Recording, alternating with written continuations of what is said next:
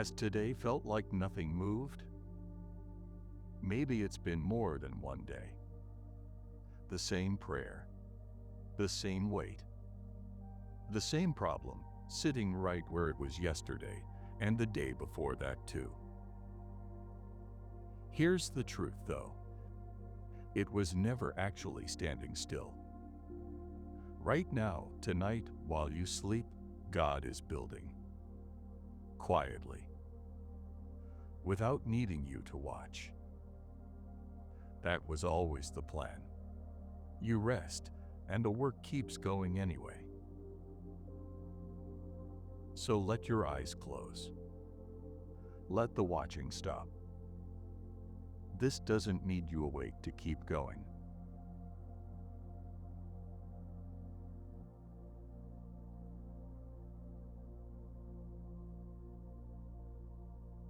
Unless the Lord builds the house, the builders labor in vain. Psalm 127, verse 1.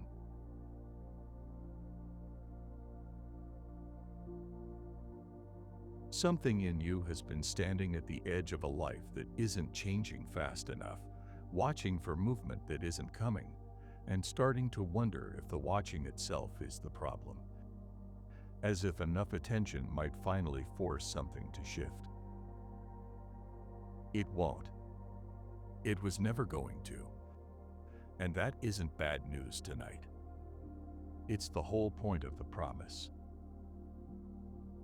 Watch a house under construction for a few weeks, and you'd swear nothing is happening. Foundation poured, then long stretches of apparent silence while it cures, settles, becomes strong enough to build on. Anyone watching only the surface would assume the project stalled. Nothing could be further from what's actually occurring underneath. I am building tonight in exactly that hidden stage. Not absent, not distracted elsewhere. Underneath what looks paused, curing into something strong enough to hold what comes next. Being the builder here was never actually your job, which is exactly why the attempt was always going to exhaust you. Every labor you've poured into forcing this forward has been labor spent in vain, not because you didn't try hard enough, but because the trying itself was aimed at the wrong set of hands. Set the tools down tonight. Let the builder build. What looks unmoving to you has never once looked unmoving to me. I have been laying courses you can't see, in an order that makes sense only once the whole structure is finished. Rest now, not because the work stopped, but because it was never yours to carry. I am building this house tonight and every night until it stands. You do not have to labor in vain a moment longer. There's a temptation, especially on nights this quiet, to mistake stillness for stagnation. To assume that because nothing is visibly shifting, nothing has actually changed since yesterday. Curing concrete looks completely still too, and yet it grows stronger by the hour, molecule by molecule, in a process too slow for any eye to track, but far too real to dismiss. I am not asking you to feel the progress happening tonight. I am only asking you to trust that curing, unlike idleness, always produces something. I do not build the way exhausted labor sometimes does, cutting corners to hit a deadline that was never actually mine to keep. Every course I lay accounts for the ones still coming, the way a good builder never sets a stone without already knowing what it will eventually need to hold. Rest tonight the way a finished foundation rests before the next phase begins. Solid, unhurried, already exactly strong enough for what's coming. This is a house built to last, not a house built to impress this week's inspection. Every generation that eventually lives inside what I'm building tonight will benefit from decisions being made right now, decisions you may never personally witness the payoff of. That's the nature of building something meant to outlast a single season of watching. Trust the builder who thinks in decades and generations, not just in the single restless night currently asking for proof.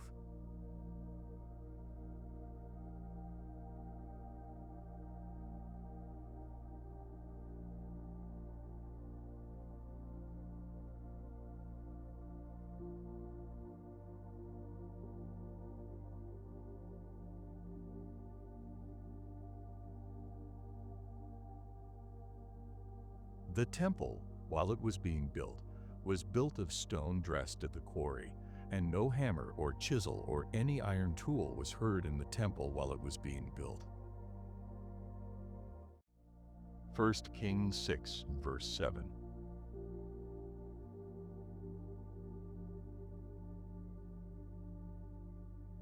There is a detail in the building of Solomon's temple most people miss entirely. Every stone was cut, measured, and shaped somewhere else, far from the building site, before it ever arrived. By the time it reached the temple, it simply fit.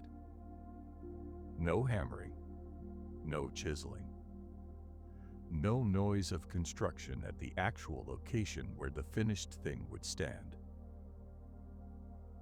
I am building the same silent way tonight. You have been listening for some sign, some evidence, some unmistakable noise proving progress is finally being made. It was never going to arrive the way you were listening for it. The real work happens at the quarry, not at the site. Far from where you can hear it, but not far from where it matters. Months of preparation can go into a commissioned painting entirely invisible to the person who eventually receives it. Sketches, studies, false starts, none of it visible in the final piece, all of it necessary to it. What arrives looking effortless rarely was. You have been listening for hammer strikes. I have been sending you finished stones. The silence you've mistaken for absence has actually been the sound of exactly the right kind of work. The kind that doesn't need to be loud to be real. Let the quiet tonight be received as evidence rather than its opposite. I am not behind schedule. I am not building carelessly, hoping it turns out right. Every piece is being shaped exactly where it needs to be shaped, and it will arrive at your life exactly when it's ready to fit. Precisely on time, never early, never late, and never once needing the noise of construction to prove the construction was real. Consider what this actually means for how you've been listening. Silence was never absence in this story. It was simply distance. The quarry standing far enough from the temple that its sounds never carried, though the work there was every bit as real, every bit as skilled as anything happening on site. I have been working at exactly that kind of distance tonight, unheard but no less committed, no less exact. Trust the stones you cannot yet see. Every one of them is already being measured against the exact space it will eventually occupy, shaped to fit a gap in your life that I have already accounted for down to its precise dimensions. When it finally arrives, it will not need forcing into place. It will simply belong there, the way every stone belongs at a temple built this carefully. No hammering required. It never was. The quietest seasons of your life may turn out, in hindsight, to have been the ones doing the most exacting, careful work. Measuring, cutting, preparing something that only later gets assembled somewhere you can finally see it.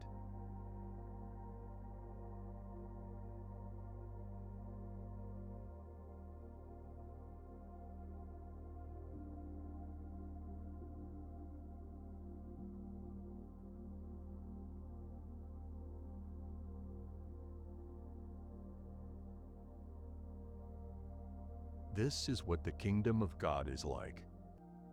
A man scatters seed on the ground.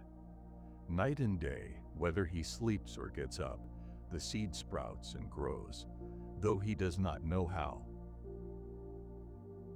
Mark 4, verses 26 to 27.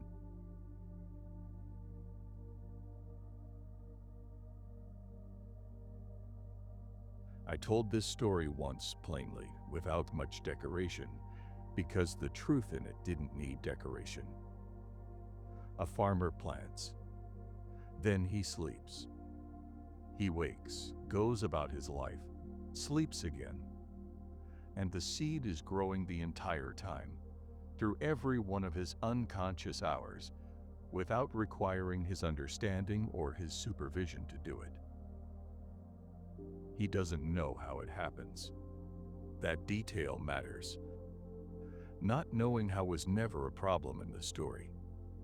It was simply the truth of how growth actually works. Mysterious to the one who planted it, entirely known to the one who designed the mechanism underneath it.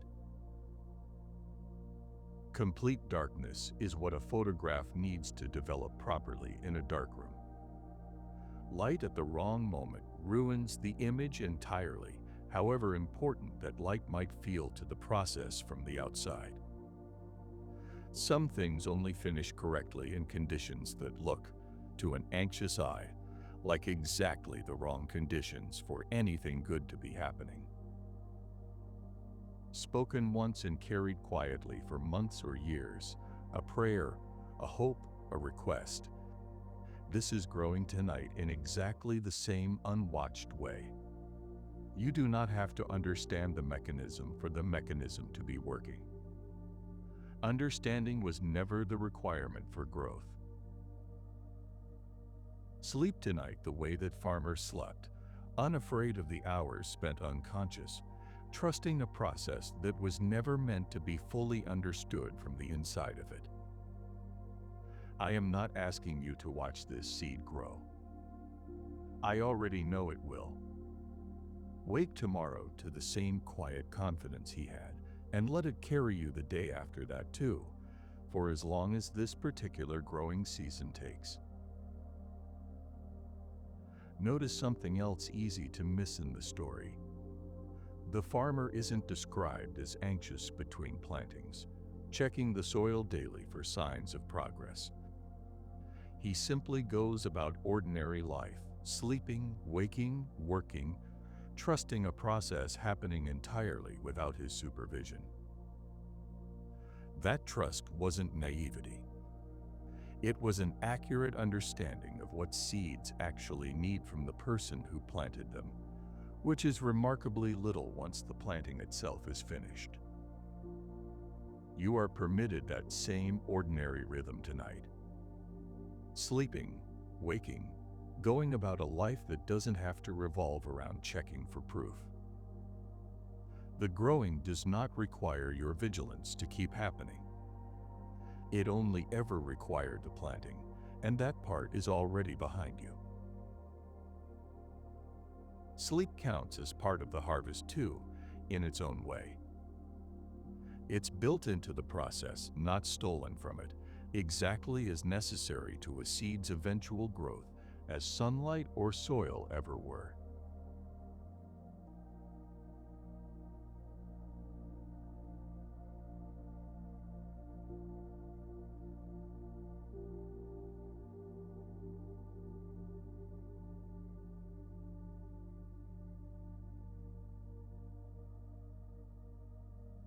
The hand of the Lord was on me, and he brought me out by the Spirit of the Lord, and set me in the middle of a valley full of bones. Then he said to me, "Prophesy to these bones, and say to them, Dry bones, hear the word of the Lord. I will make breath enter you, and you will come to life." Ezekiel 37, verse 1 and verses 4 to 6.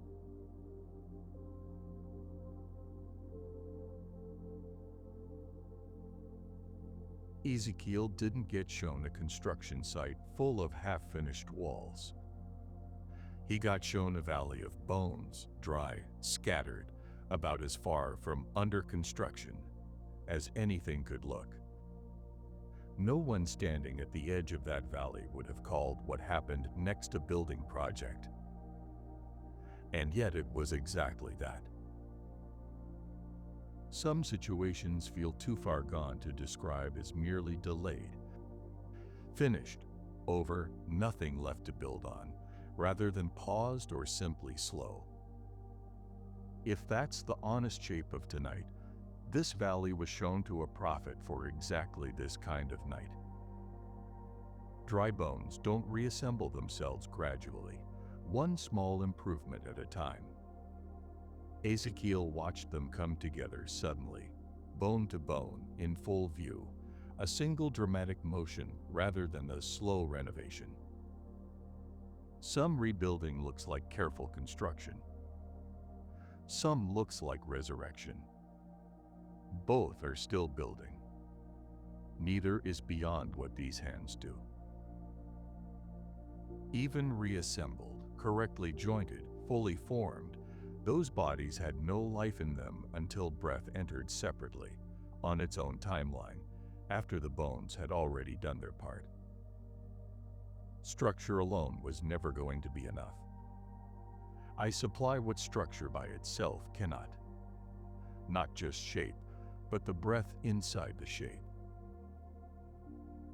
Whatever in you currently looks like that valley, dry and finished and past rebuilding, is not outside what these hands have already done once, in full view of a prophet who needed to see it to believe it was possible. I am not intimidated by how dead something looks. I have done this before. I will do it again in you on exactly the timeline breath actually takes to arrive. Ezekiel had to prophesy to those bones before anything moved. Spoken words directed at something that, by every visible measure, could not possibly hear them. That detail matters more than at first appears. I sometimes ask for words spoken towards situations that look completely unable to respond, not because the words themselves carry magic, but because speaking to a valley of bones is itself an act of trust that something is still listening underneath the apparent silence. Speak to your own valley tonight if it helps, however foolish it might feel. Bones heard a human voice once and began moving toward each other. Whatever in your life looks finished enough to no longer be worth addressing is not actually past hearing. Something in it is still listening, the same way those bones were, long before anyone could have guessed it. Breath is still coming. It always finishes what the bones start. Ezekiel had no way of predicting exactly when breath would arrive, only that it would, on a timeline decided somewhere beyond his own understanding of how long dead things stay dead.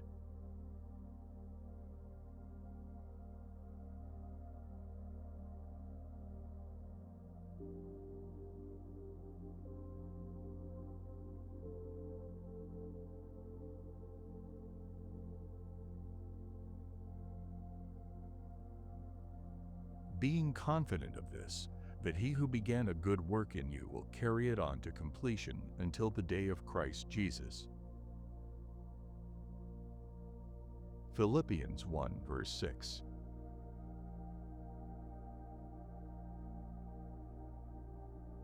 Notice what doesn't get said here. It doesn't say the work is already finished. It says the one who began it will carry it on. Present tense, ongoing, continuing tonight exactly as it continued yesterday, with no gap in the schedule, simply because you've stopped being able to track its progress.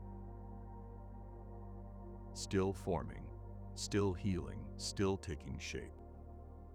A character trait, a wound, a calling. None of it was ever expected to already be finished. Confidence here was never placed in how far along the work looks. It was placed entirely in who started it, and who has never once abandoned anything they began. Left overnight in a master craftsman's workshop, an apprentice's unfinished piece isn't judged as a failure simply because the sun went down before it was done.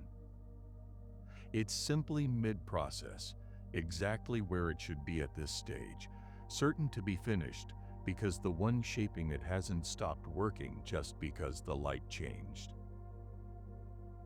Long before the final measures are written down on paper, a symphony can already be fully composed in a composer's mind. The completion isn't in question, only the pace of getting it fully onto the page. I already know how you finish. Tonight is only a few measures in. Rest in the confidence this promise carries, not because you can see the completion yet, but because you know the one still building toward it. I began this work in you, and I am nowhere near finished. Let that certainty carry you through tonight's incompleteness, and every incompleteness still ahead, until the day this whole work stands finished. Consider how often an unfinished project simply looks unfinished, with no visible sign of whether the person who started it still intends to return. This isn't that kind of unfinished. I have not set this work aside, distracted by something more urgent, forgetful of what I was in the middle of building. Every hour that passes without visible change is an hour I have remained exactly as committed as I was on the day I started. You were not begun and then abandoned partway through, the way so much unfinished work in this world eventually is. I finish what I start, without exception, on a timeline that has never once required your reassurance to stay intact. Rest tonight inside a commitment this steady, unshaken by however incomplete tonight still feels. Confidence was never about seeing the ending. It was always about knowing the one still writing it. That distinction matters most on the exact nights it feels hardest to remember. Return to it as many times as tonight requires. Confidence rebuilt at 2 a.m. counts exactly as much as confidence that never wavered at all.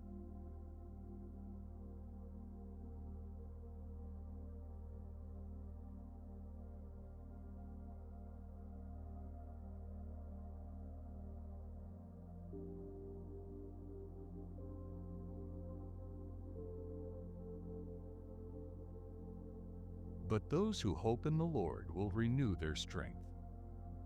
They will soar on wings like eagles. They will run and not grow weary. They will walk and not be faint. Isaiah 40, verse 31.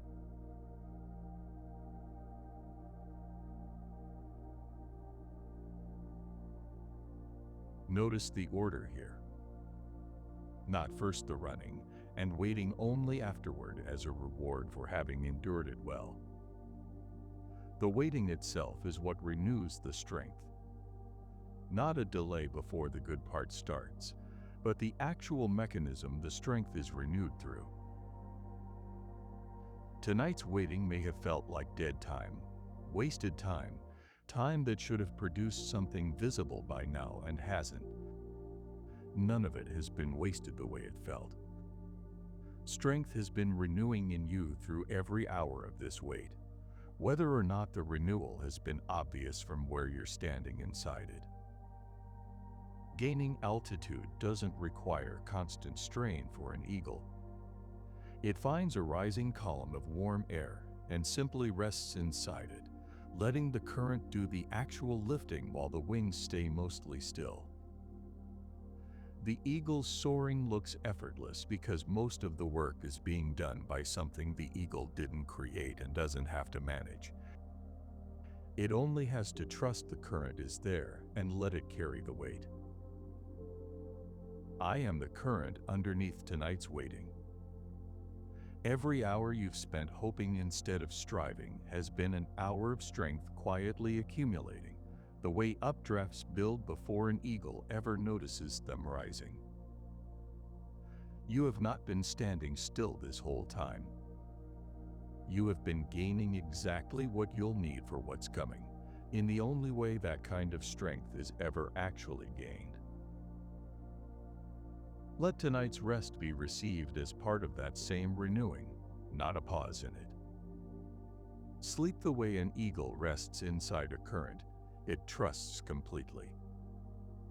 I am carrying more of this than you know, and the waiting was never the wasted part. There's an old assumption worth questioning tonight. That strength only counts if you can feel yourself building it, the way effort in a gym feels like something even before the results show. Renewal promised here doesn't announce itself that clearly. It happens the way sleep itself repairs a body, invisibly, without requiring the sleeper's conscious participation to actually work. You have likely renewed more strength through this waiting than any single striving effort could have produced in the same span of time. Trust what hoping has quietly built in you, even without the satisfaction of having felt it happen. The eagle never watches its own wings gain lift. It only ever notices afterward that it's somehow higher than before. Let today's altitude surprise you the same way tomorrow. Renewal like this rarely announces itself in advance. It simply arrives, quietly accumulated, ready exactly when the next climb requires it.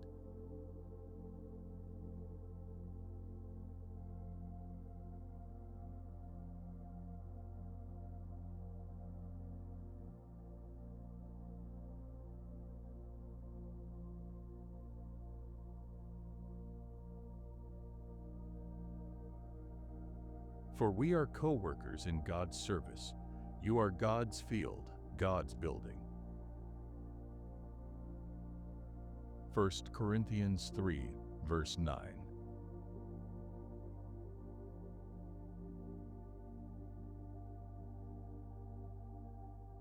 Notice both images held together in a single verse.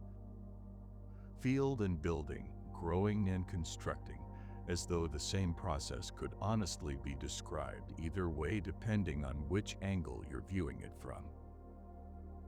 Paul didn't need to choose one metaphor. Both were true at once. Feeling like your effort doesn't connect to anything larger has its own particular ache. Work done in isolation, unwitnessed, uncertain whether it matters beyond the moment it's happening in.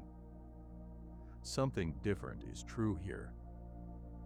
Whatever you're doing, however small it feels, is happening inside a field being tended and a building being raised, both at once, both mine.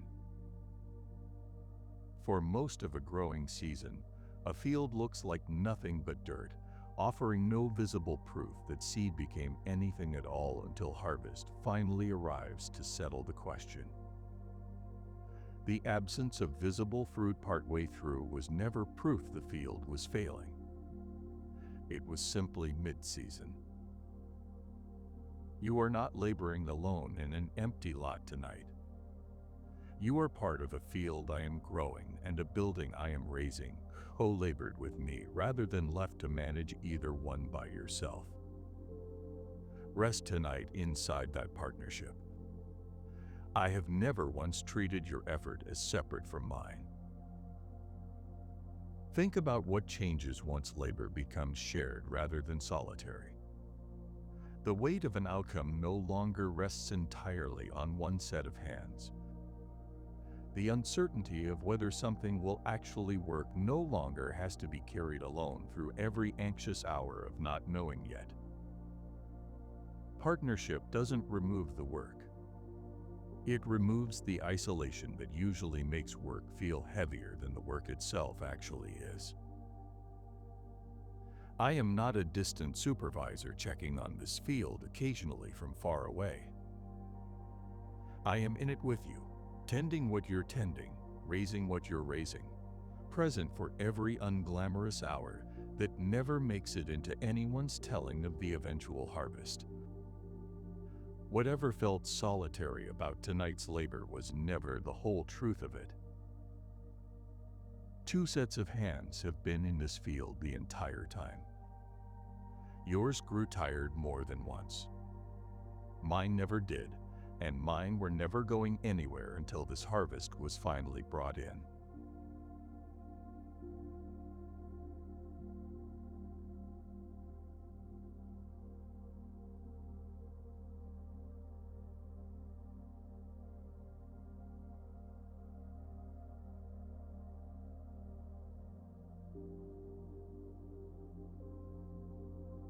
God called the light day, and the darkness he called night. And there was evening, and there was morning, the first day. Genesis 1, verse 5.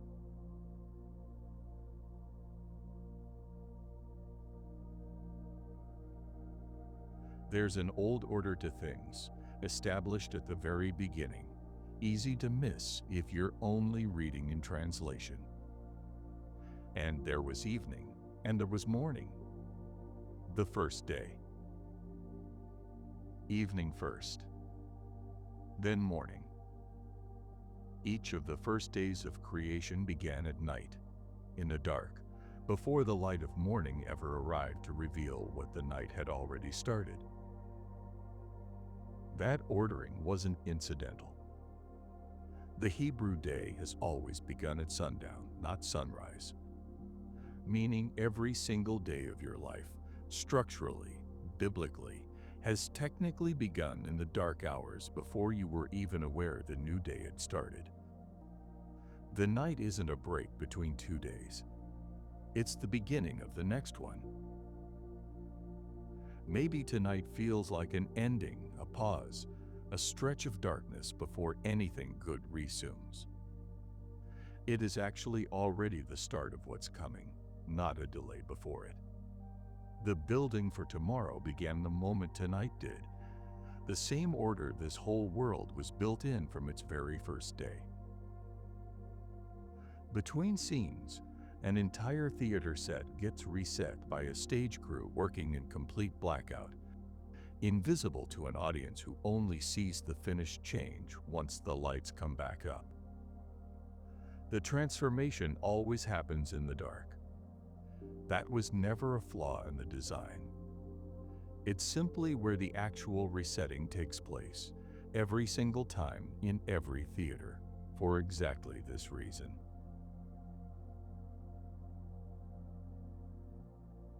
Let tonight be received the way the first evening was. Not empty time before real time resumes, but the genuine start of what tomorrow will become. I am already building tomorrow while you sleep through tonight. Evening came first, and it was good, long before morning ever arrived to prove it.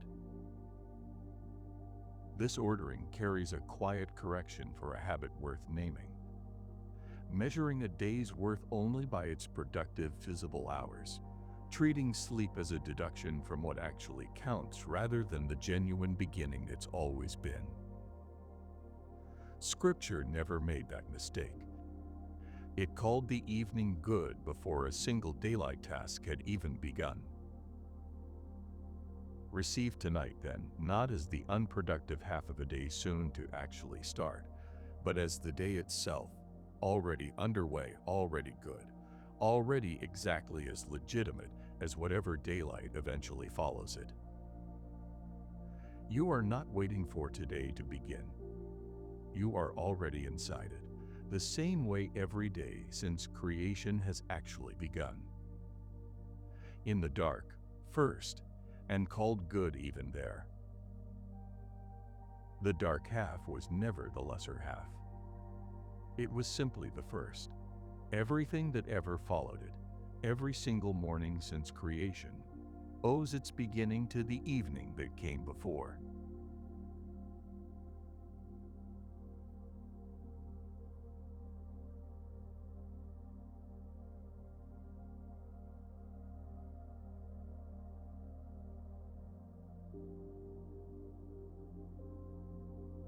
The stone the builders rejected has become the cornerstone. Psalm 118, verse 22.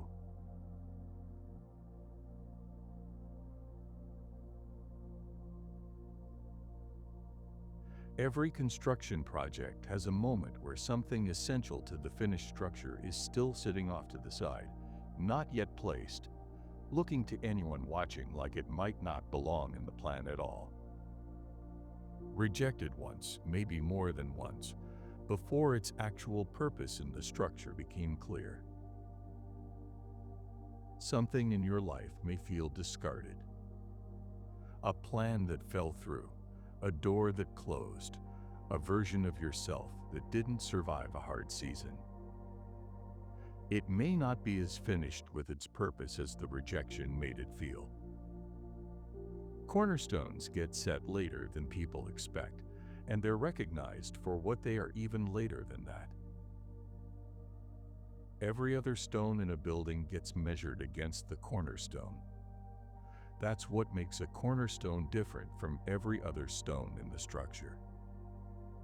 It has to be set first correctly, before anything else can be trusted to line up. That's precisely why it takes longer to place than the stones that follow it. Everything depends on getting this one right. I have not forgotten whatever got set aside in you. I am not finished deciding what its purpose becomes. What looked rejected to the builders looking only at the surface may turn out to be exactly what the whole rest of the structure gets measured against, once its actual placement finally becomes clear. Rest tonight without needing to understand which stone you are yet, or where you'll eventually be set. I already know.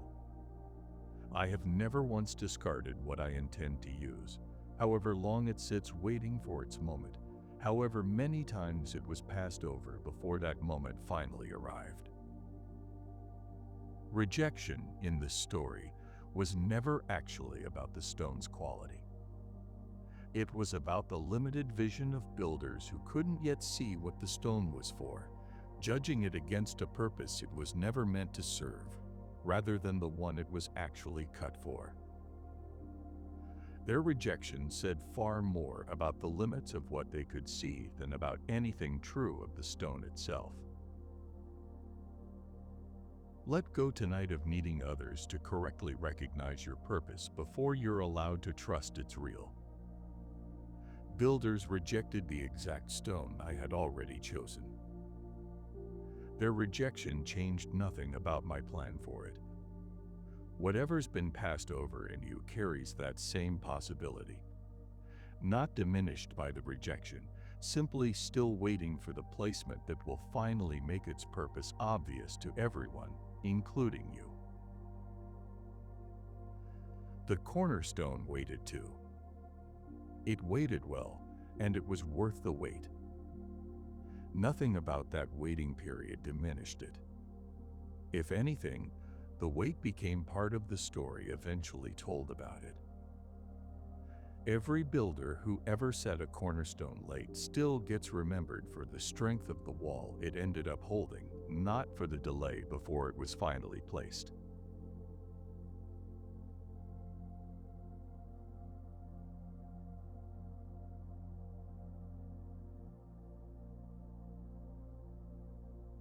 There is a time for everything and a season for every activity under the heavens. Ecclesiastes 3, verse 1. There is wisdom older than most people give it credit for in a simple observation. There is a time for everything and a season for every activity under the heavens. Not every season looks like progress from the inside of it. Some are simply the season before the season that will. Impatience tonight has been measuring the stretch of your life against a timeline it was never actually promised, assuming that if things aren't visibly moving forward, they must be moving nowhere at all. That was never how any of this worked, and it was never how the tide works either. Watch a tide go out, and to anyone standing on the shore, it looks like the ocean is simply leaving, retreating, disappearing, offering no evidence it intends to return. It always does. The going out was never separate from the coming back. It was always the first half of the same single motion. I am building tonight the way a caterpillar becomes something else entirely inside a cocoon most people assume is simply dormant, lifeless, waiting for nothing in particular. There is nothing dormant happening in there. There is a complete restructuring underway, invisible from the outside, absolutely necessary to what emerges. Rest tonight inside whatever season this actually is, trusting it belongs to the same rhythm as every season that came before it. I have never once left a tide out permanently, and I have never once left a cocoon unfinished. This season will turn, the same way every one before it did, in exactly the time it actually needs and not one day less. Real freedom comes from remembering that seasons were never meant to be argued with. No amount of frustration ever shortened a winter or hurried a tide back to shore ahead of schedule. The seasons that have shaped your life so far were never rushed by your impatience, and this one won't be either. Not because impatience is wrong to feel, but because the turning was never actually dependent on it. Let yourself stop fighting the current season tonight, the way a swimmer eventually stops fighting a current and simply lets it carry them toward shore. I built seasons to turn on their own without requiring your force to make the turning happen. Trust the turning. It has never once failed to come. Not once in the entire history of every tide that has ever gone out. The pattern holds regardless of how long any single season feels while you're living inside its outgoing half.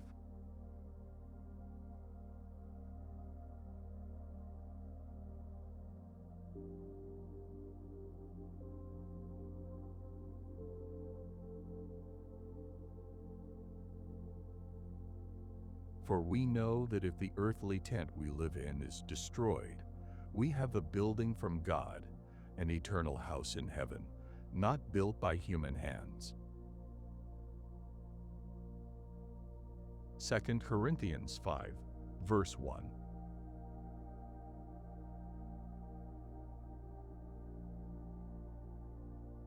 Paul wrote this comparing two structures. One temporary, described here as a tent, and one permanent, already existing, already finished, waiting on a timeline that doesn't depend on how the temporary one holds up in the meantime. Fear about impermanence runs deep and often quiet.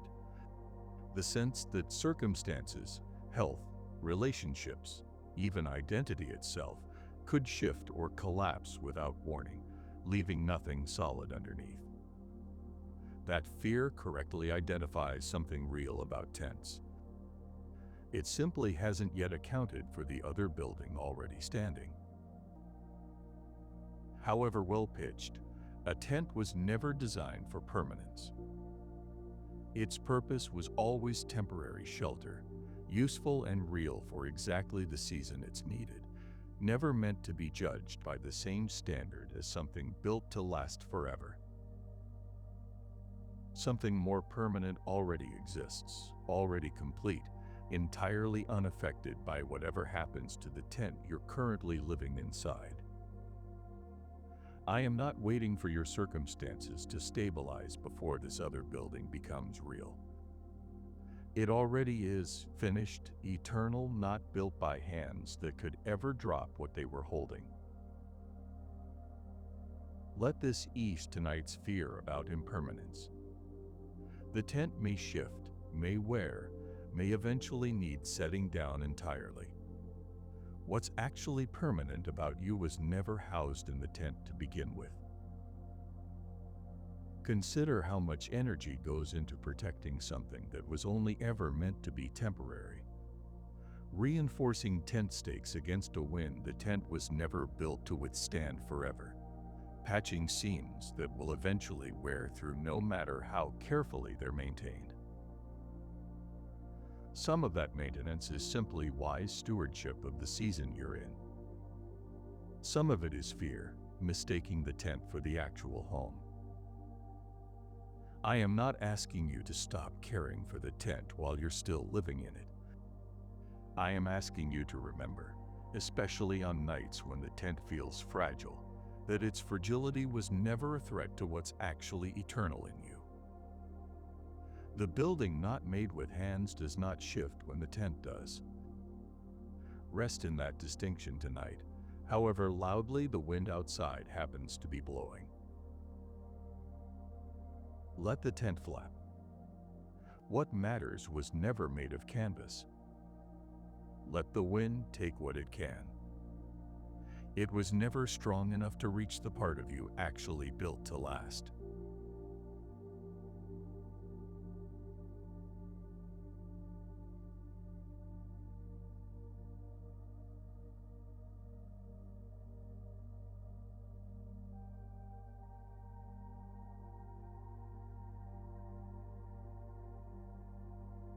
See, I have chosen Bezalel son of Uri, the son of Hur, of the tribe of Judah, and I have filled him with the Spirit of God, with wisdom, with understanding, with knowledge, and with all kinds of skills.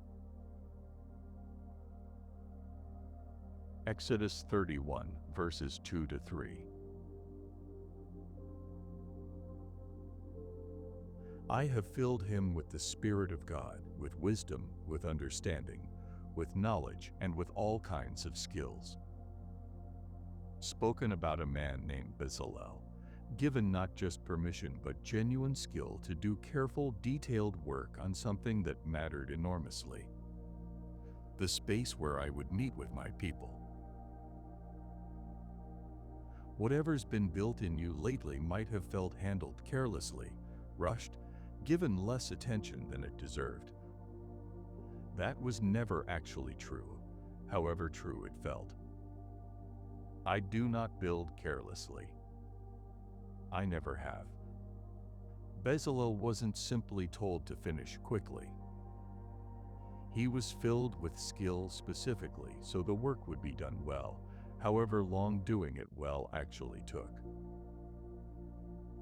Far more time gets spent on joints and details no future owner will ever notice or thank them for when a master craftsman restores an old piece of furniture, simply because the difference between careful work and rushed work shows up eventually, whether or not anyone ever traces it back to the original craftsmanship.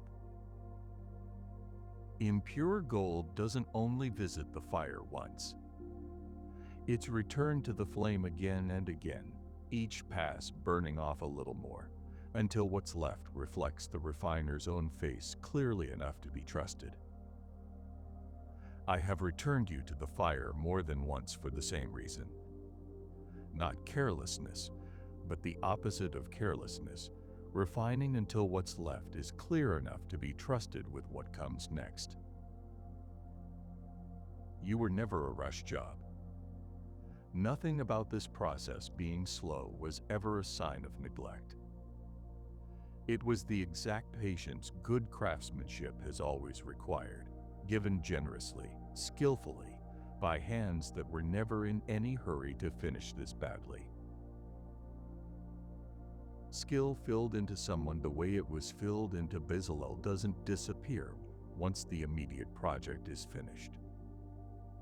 It becomes part of who they are, available for whatever comes next, compounding rather than depleting with use. The careful work being done in you was never a one-time investment, spent and gone. It's building a kind of skill in you too, one that will still be there long after this particular season of shaping is finished. Trust the craftsman's pace tonight, even where it feels slower than you'd choose. Rushed work rarely survives its first real test.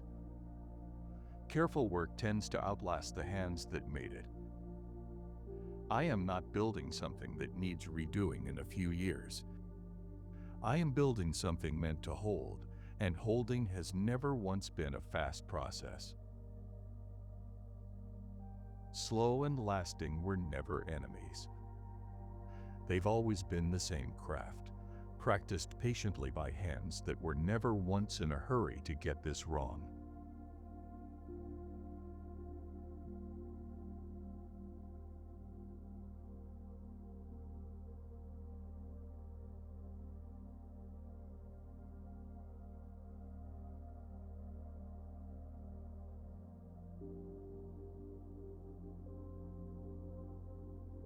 By faith Noah, when warned about things not yet seen, in holy fear, built an ark to save his family.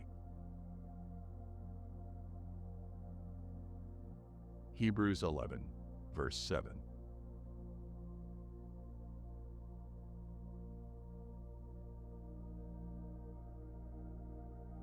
Notice what he didn't have.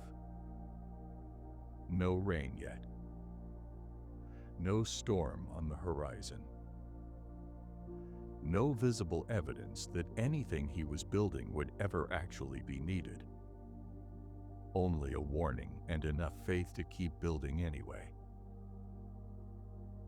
Held on to with nothing to show for it, a hope, a change made with no visible payoff, faith obeyed without ever seeing the reason for it.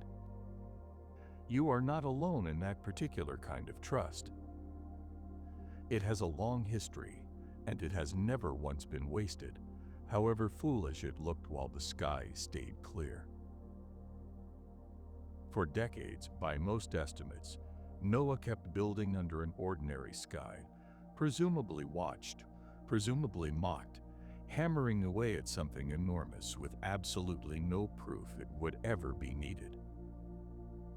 The proof arrived exactly once, at exactly the moment it mattered, and by then the ark was already finished. Stretches of coastline that haven't seen a wreck in years still get a lighthouse built and staffed on them, maintained anyway, kept ready anyway, because the absence of a recent storm was never evidence that no storm was coming.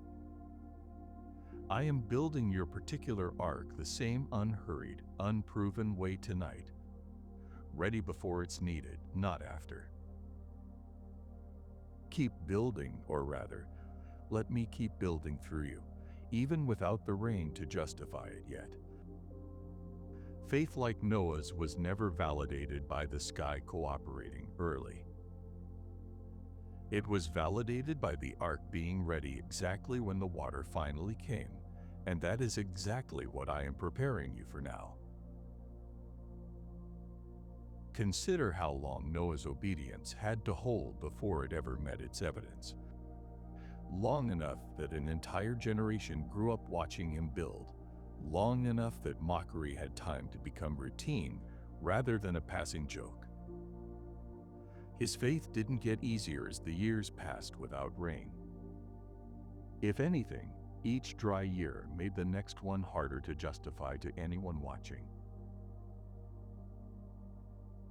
I know exactly how long this particular obedience has cost you already, and I am not asking for an indefinite continuation of it. There is a day this rain arrives, specific, appointed, already marked on a calendar you cannot see. Keep the hammer moving tonight. The sky does not need to cooperate for the ark to still be worth finishing. Build for a rain you haven't seen yet. It's coming exactly when it should. Noah's confidence never depended on watching the clouds gather early. It depended on trusting the one who told him the rain was coming at all. That trust is available to you the same direct way tonight, regardless of how clear or overcast the sky currently looks from where you're lying.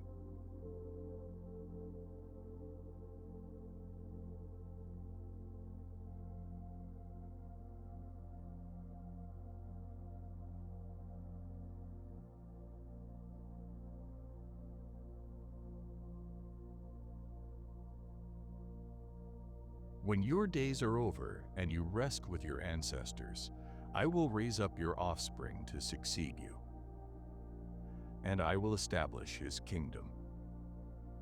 He is the one who will build a house for my name. 2 Samuel 7, verses 12 to 13.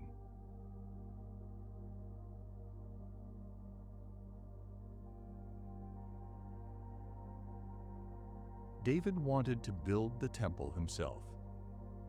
He had the resources, the desire, the genuine devotion to see it done in his own lifetime. I told him no, not because his desire was wrong, but because the building belonged to a different stage than the one he was standing in. Wanting to finish something you won't personally get to finish carries its own grief. Sensing that the completion of a good desire belongs to a timeline longer than your own. David carried that grief. He also carried the promise that came wrapped inside the no. The house would still be built, just not by these particular hands. Mid-race, a relay runner hands off the baton, not because the race matters less at that point, but because the design of the race has always required more than one runner to complete the full distance. The handoff was never a failure. It was the plan working exactly as intended. Some of what you're building tonight may not finish inside your own lifetime, or even inside this current season, and that was never evidence the building isn't real. David laid groundwork Solomon built on. Someone laid groundwork you're building on right now, whether or not you can trace exactly whose hands did it. And what you're laying tonight, someone else may complete, exactly the way this promise describes. David's grief over this no is worth honoring honestly, not glossed over. He wanted, genuinely and rightly, to see this particular dream completed with his own eyes. That wanting was never wrong. It simply wasn't the whole plan, and the plan turned out to be larger and longer than any single lifetime could have carried on its own. Real peace is available specifically to people building something they may never see finished. Not resignation, but trust extended across a longer timeline than their own. I am asking you for exactly that kind of trust tonight, the same trust David eventually offered, laying what he could, releasing the rest into hands he would never personally watch completed. Someone will stand in the finished house. That was always enough for David. Let it be enough for you too tonight, even without knowing exactly who that someone will turn out to be.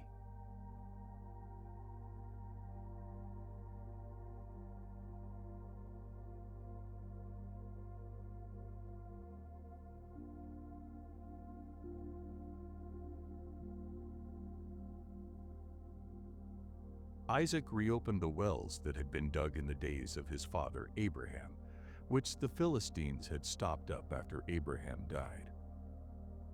And he gave these wells the same names his father had given them. Genesis 26, verse 18.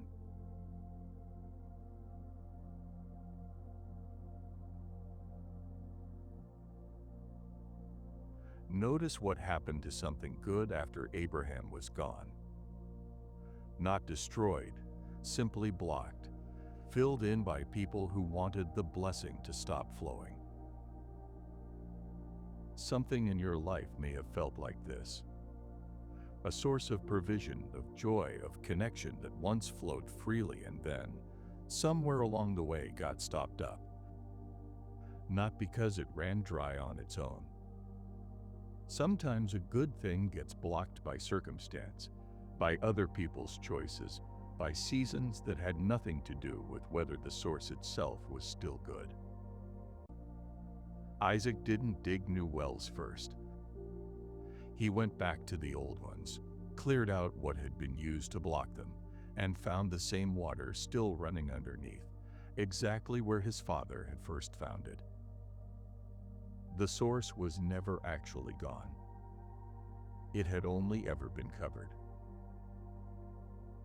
Dry and silted over for years, an old irrigation channel can still be cleared out stone by stone until water finally moves through it again, following the exact same path it always would have taken if nothing had ever blocked it. The path was never lost. It was only waiting to be uncovered. I am reopening what got stopped up in you, clearing away whatever blocked a source that was never actually finished flowing. This may take longer than digging something entirely new. Old blockages resist being cleared, the way debris settles and hardens over time. But underneath it, the same water is still there, exactly as good as it ever was, simply waiting to run freely again. Notice that Isaac gave the reopened wells the same names his father had given them, refusing to let the years of blockage erase what they had originally been called. Something worth borrowing leaves in that detail. Whatever's being reopened in you doesn't need a new name, a fresh identity built from scratch. It's allowed to simply be restored, the same source, the same purpose, simply flowing again after a season of being covered over. The clearing work is often slower than either the original digging or a fresh start would be, precisely because what's blocking it has had time to settle in. Be patient with the pace of this particular restoration. I am not starting over with you.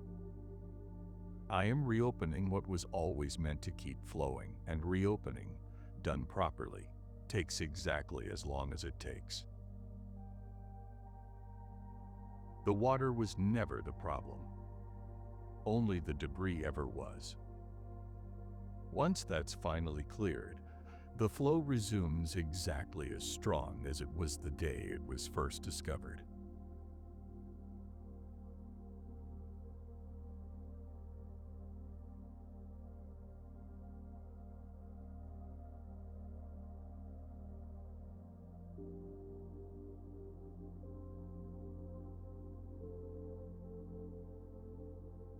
So the wall was completed in 52 days.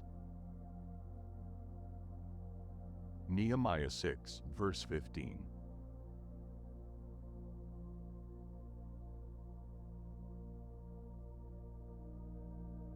An entire city wall, torn down and left in ruins for decades, rebuilt in under 2 months, despite constant opposition, mockery, and sabotage attempts along the way. Fast, once it actually got underway, but only because of everything that had already been prepared before the building itself began. If this season has felt behind schedule, know that the actual building phase, once it starts, rarely takes as long as the delay leading up to it felt like it would. Nehemiah didn't spend 52 days planning.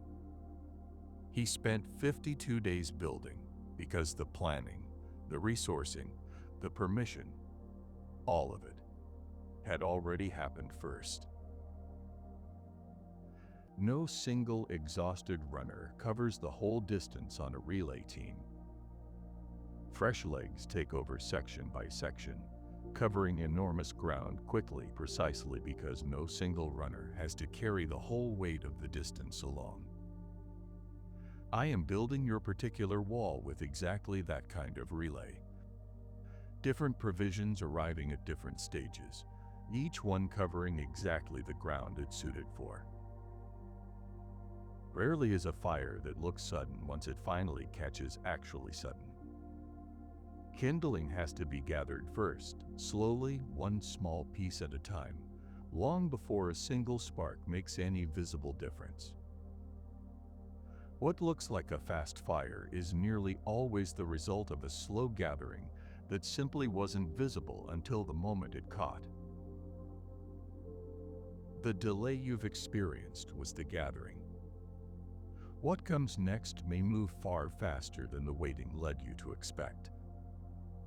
I am not slow to build once building time actually arrives. I have simply been gathering everything the fast part will need, and that gathering is nearly finished. Nehemiah's opposition never actually stopped once construction began. Mockery continued, sabotage was attempted, fear was deliberately spread among the workers throughout all 52 days. The speed of the wall going up wasn't the absence of resistance. It was proof that enough preparation had already happened to outpace whatever resistance still remained. Whatever's been working against your own building may not disappear the moment progress finally becomes visible. It may simply become less able to slow things down, outpaced by momentum that took years to gather and only weeks to spend. Let that be your expectation tonight, rather than a wall going up in perfect, undisturbed peace. Fast and opposed can both be true at once. They were for Nehemiah, and the wall still stood finished in 52 days. Opposition was never the same thing as a stopped project. The two often coexist far longer than expected, right up until the wall is finished anyway.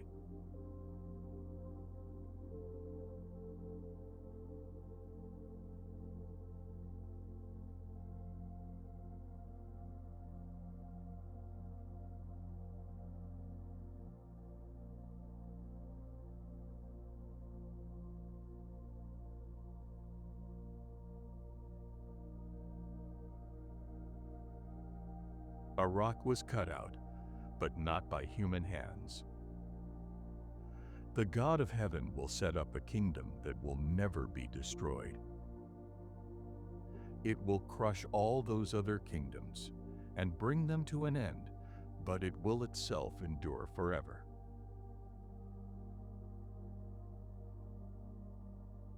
Daniel 2, verses 34 and 44.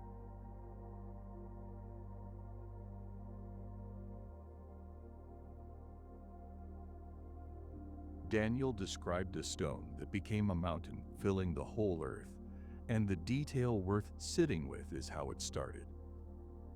Cut out, but not by human hands. No mason, no chisel, no visible labor produced it. It simply appeared, already in motion, already doing what stones cut by human hands never could. There's an exhausting instinct to believe every good outcome requires proportional effort from you.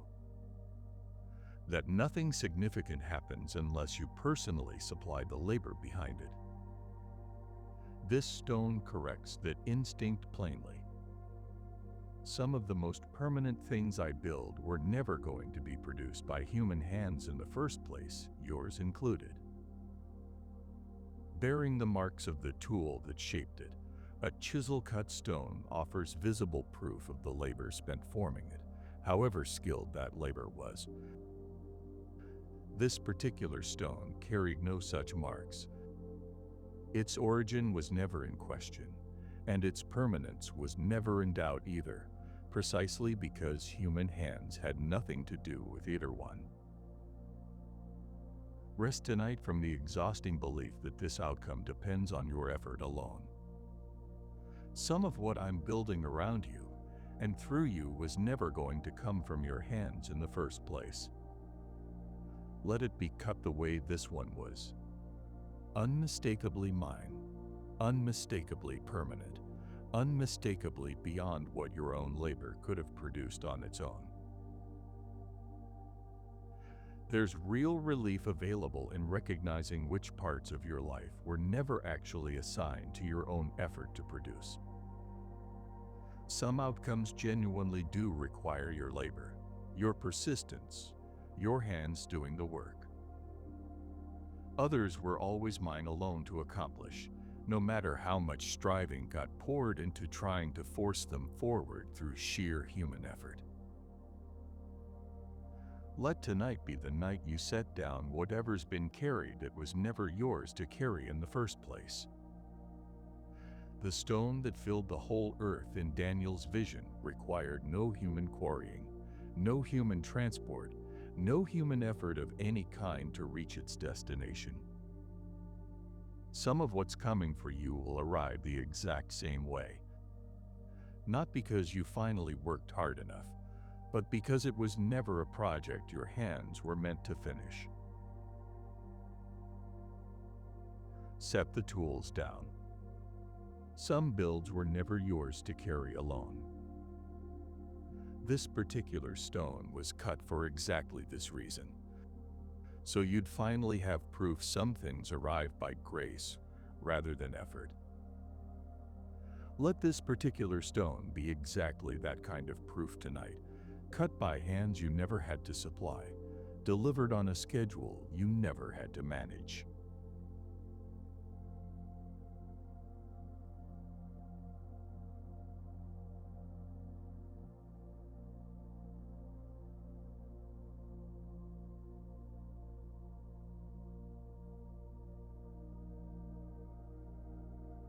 For the revelation awaits an appointed time. It speaks of the end and will not prove false. Though it lingers, wait for it. It will certainly come and will not delay. Habakkuk 2, verse 3.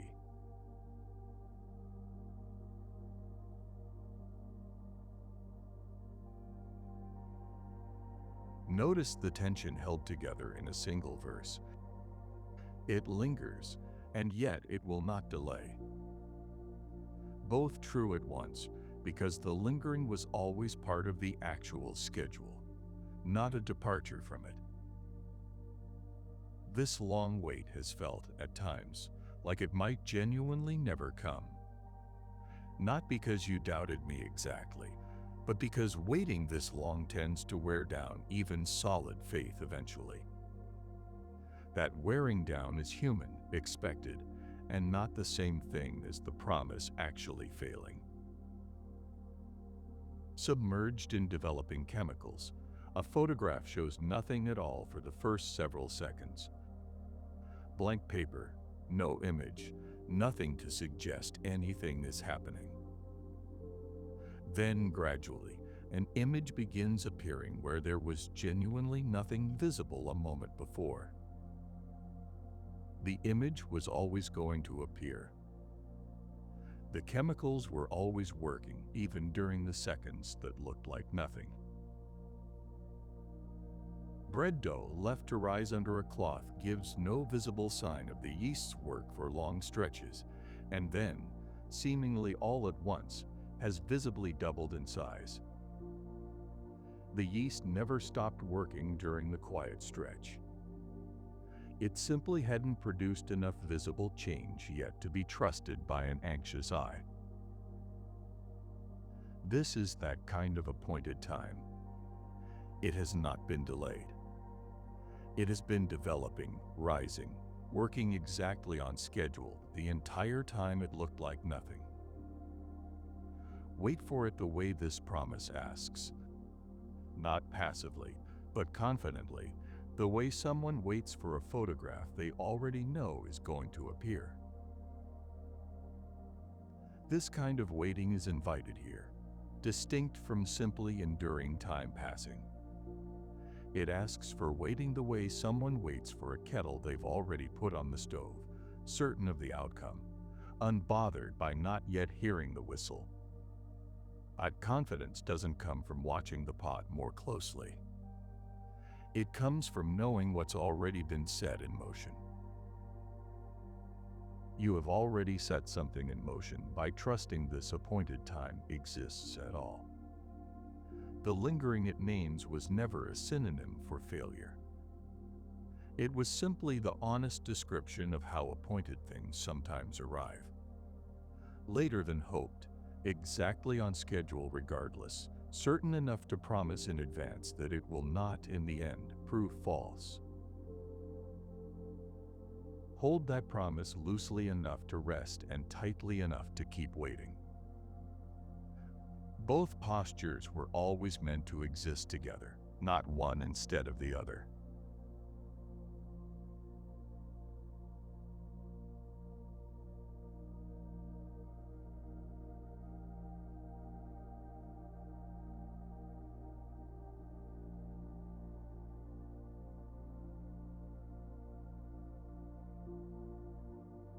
You also, like living stones, are being built into a spiritual house. 1 Peter 2, verse 5.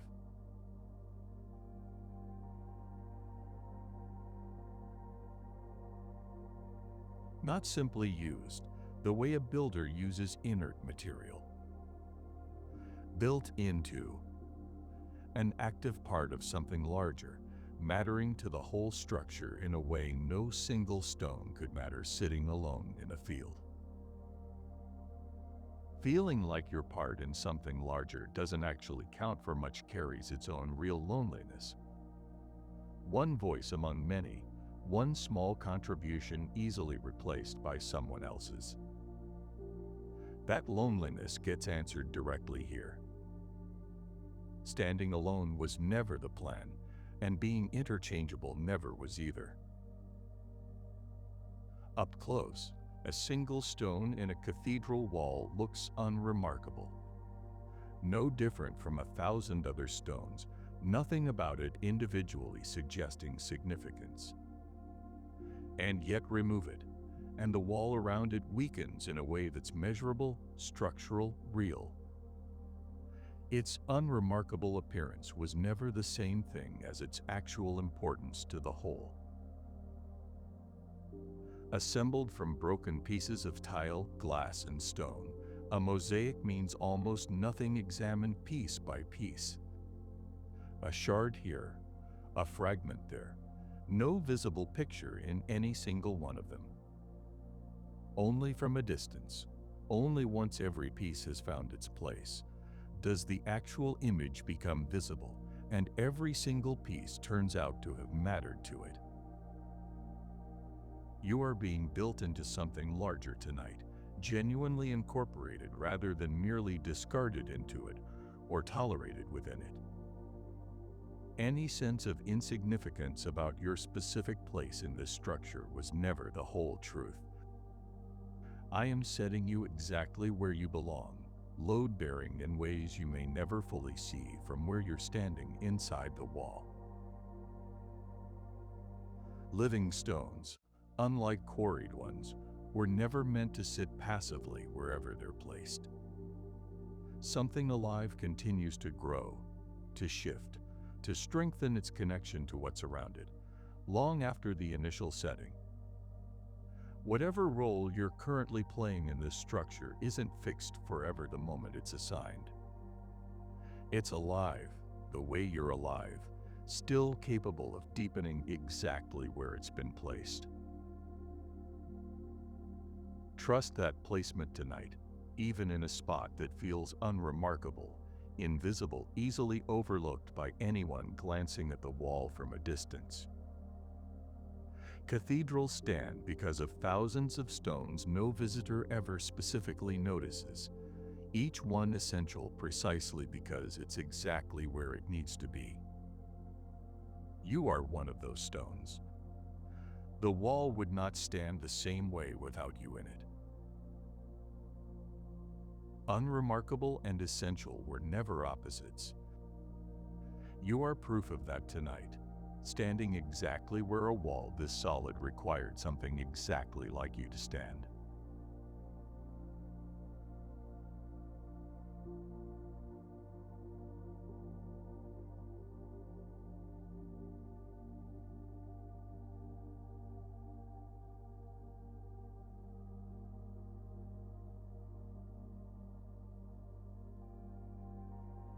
The wise woman builds her house, but with her own hands the foolish one tears hers down.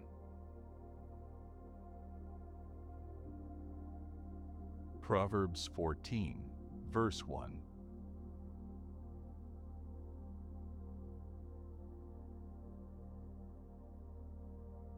Notice the same set of hands capable of either outcome here. Building or tearing down, wisdom or foolishness, both possible from the same person, the difference lying entirely in which one gets chosen day after day, in ways too small to notice individually. There's a quiet fear worth naming honestly. That your own choices, small and unremarkable as they might seem in any single moment, could be the thing that undoes what's being built rather than the thing that strengthens it. That fear takes wisdom seriously, which is itself a form of wisdom, even before any specific choice gets made. Rarely does a house come down all at once from a single foolish decision, any more than it gets built entirely by a single wise one. Both accumulate brick by brick or crack by crack, mostly invisible in the moment, entirely visible in the aggregate over enough time. I am building your house tonight, and I am also building your capacity to keep choosing wisdom into it, day by day, in ways small enough to feel unremarkable and significant enough to matter completely. You are not building alone, and you are not the only builder with hands on this project. Rest in that partnership tonight, trusting both sets of hands toward the same wise outcome.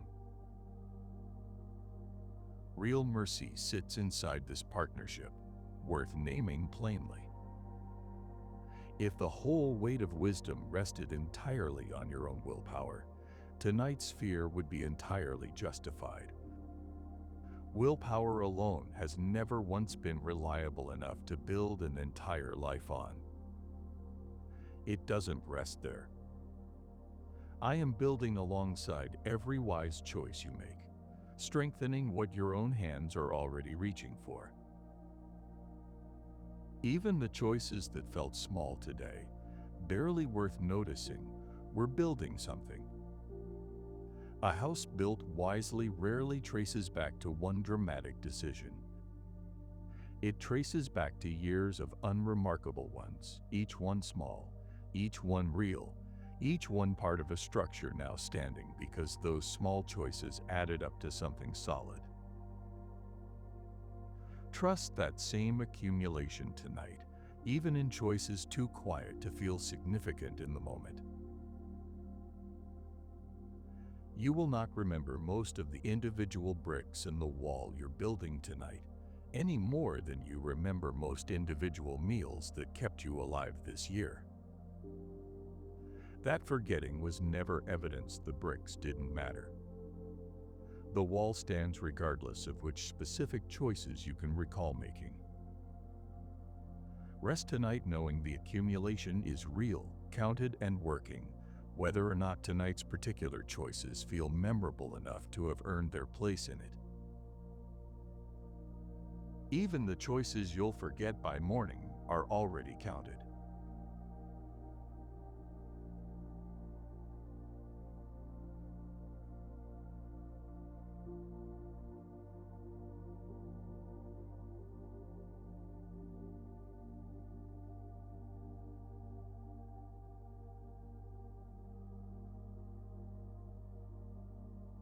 For every house is built by someone, but the builder of all things is God. Hebrews 3, verse 4.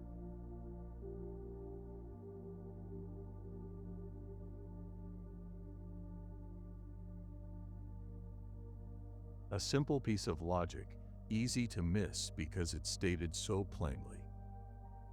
Every structure, however it appears to have come together, traces back to a builder. Nothing assembles itself out of nothing. Something in your life may feel like the product of circumstance, coincidence, or other people's careless decisions. A quiet insistence stands against that feeling. Behind whatever built the situation you're in, however far back you'd have to trace it, there has always been a builder who intended something by it. Long before a single brick is laid at the site, an architect's blueprint exists in full, completed detail. Every measurement, every angle, every load-bearing wall already decided, already accounted for, long before construction crews ever arrived to make it visible. Passed down through generations, a family home often carries additions made decades apart, by different hands, in different styles. And yet a good architect designing the original structure sometimes accounts for exactly this, leaving room in the plan for what future generations will need to add. I have been building your life with that same generational foresight, accounting for additions you haven't made yet, decisions still years away. Rest tonight knowing this was never assembled by accident. Every house is built by someone. Yours was built, is being built, and will continue to be built by the one who builds all things. And I have never once lost the blueprint. This simple piece of logic works as a quiet correction against a specific kind of despair. The belief that your life is simply the sum of random forces, decisions made by other people, circumstances that happen to you, rather than anything happening with intention behind it. That belief, however understandable, was never actually accurate. Something this complex, this specific, this uniquely yours, traces back to a builder who intended it. You do not have to solve the mystery of exactly how every piece fits together tonight. A builder rarely explains the full plan to the house while it's still under construction. What you can trust is simpler and more solid than full understanding. That a builder exists, that the building continues, and that nothing about your specific structure was ever left to chance. There will be seasons this life makes far more sense in hindsight than it currently does from the inside of it, the way a finished house explains choices a homeowner couldn't understand while walls were still going up around them. I am not obligated to explain every stage before building it. I am only obligated to build well, and I have never once broken that particular obligation, whether or not the explanation ever fully arrives.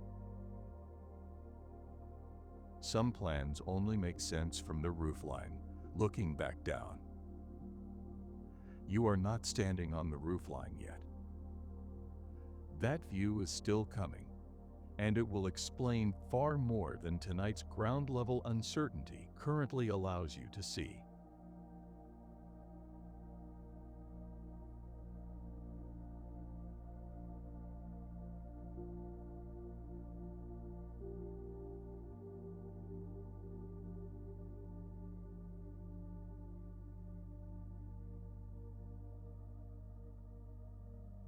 The bridegroom was a long time in coming, and they all became drowsy and fell asleep.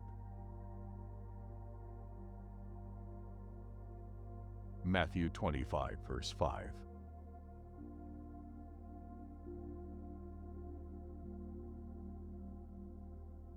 Notice something easy to miss in this story.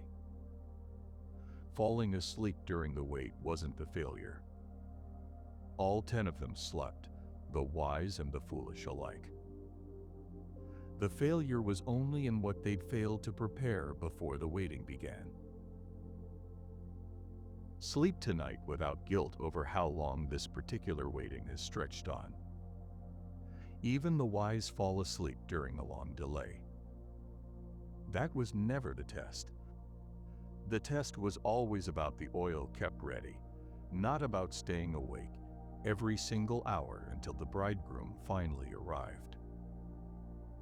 Oil kept in reserve, checked and refilled regardless of how many nights pass without the awaited arrival, is a small, unglamorous discipline. Easy to neglect precisely because the waiting drags on so much longer than anyone expected it to. Packed and repacked for a journey whose departure date keeps shifting, a traveler's stores require the same unglamorous maintenance. Nothing dramatic, simply staying ready, replacing what spoils, keeping the essentials current even as the actual departure keeps moving further out.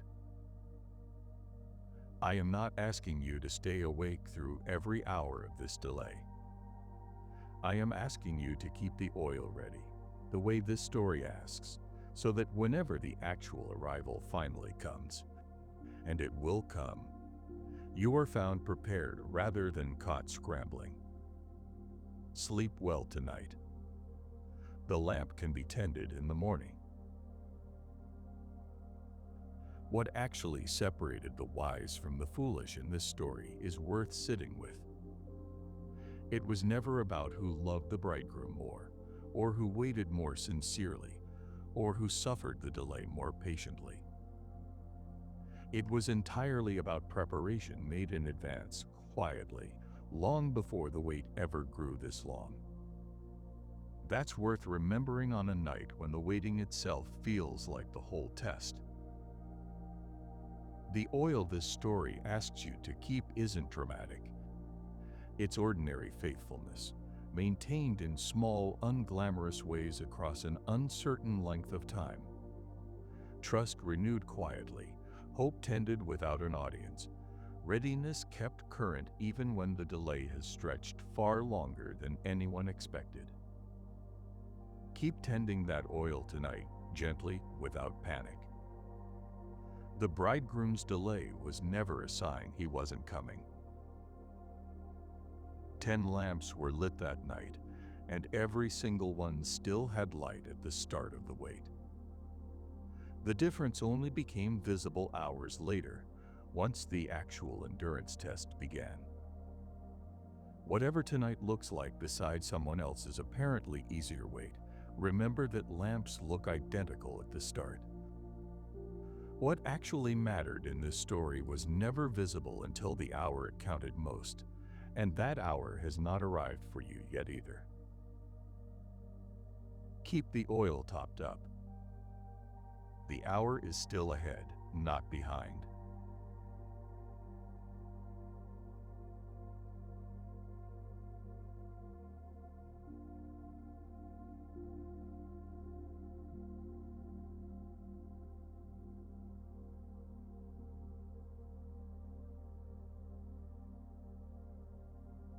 Isn't this the carpenter's son? Isn't his mother's name Mary? And aren't his brothers James, Joseph, Simon, and Judas?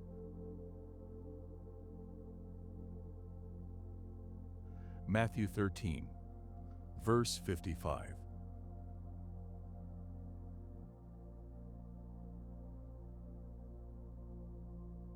Before there was a single miracle, a single sermon, a single healed body, there was simply a carpenter's son, known to his neighbors mostly by his trade. Isn't this the carpenter? They asked, genuinely confused about how someone so ordinary, so hands-on, so familiar with sawdust and measurements, could suddenly be teaching with this kind of authority. Real comfort waits in this detail, easy to skip past. The one building your life understands building through genuine hands-on labor. Actual measurements taken and rechecked, actual material that doesn't always cooperate on the first attempt. Working it directly is how a carpenter learns wood, how it grains, where it splits, which cuts hold and which ones splinter under pressure. Knowledge gained only through repeated, patient, physical contact with the actual material, never through theory alone. I know exactly what you're made of the same intimate way, through hands-on familiarity with the actual grain of your life, rather than distant, abstract knowledge. Where it holds, where it's tender, what kind of pressure it can bear, and what kind would split it unnecessarily. Whatever's being built in you tonight is being built by hands that learned their trade the hard way, through years of ordinary, practical, physical labor, long before anyone recognized what those hands were actually capable of. Trust the carpenter. He has never once misjudged the wood. His neighbor's confusion is worth sitting with honestly. They couldn't reconcile the ordinary trade with the extraordinary teaching, as though someone who spent years measuring boards and fitting joints couldn't possibly also carry wisdom worth listening to. That confusion says something true about how easily ordinary labor gets dismissed as somehow separate from deeper things. It was never separate.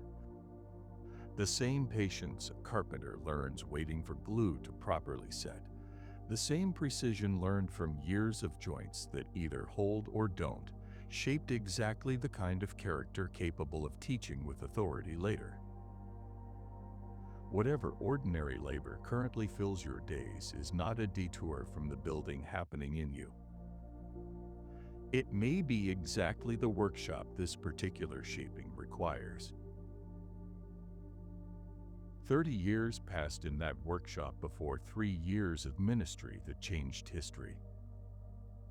Most tellings skip straight past the 30, as though they were simply waiting room before the real story started.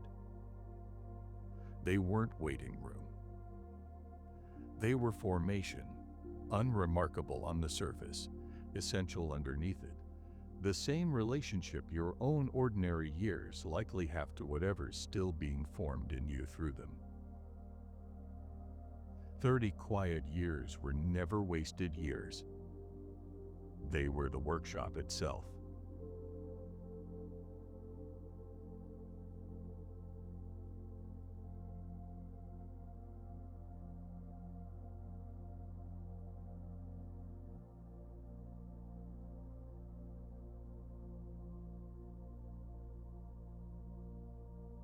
Jesus answered them, "Destroy this temple, and I will raise it again in 3 days." John 2, verse 19.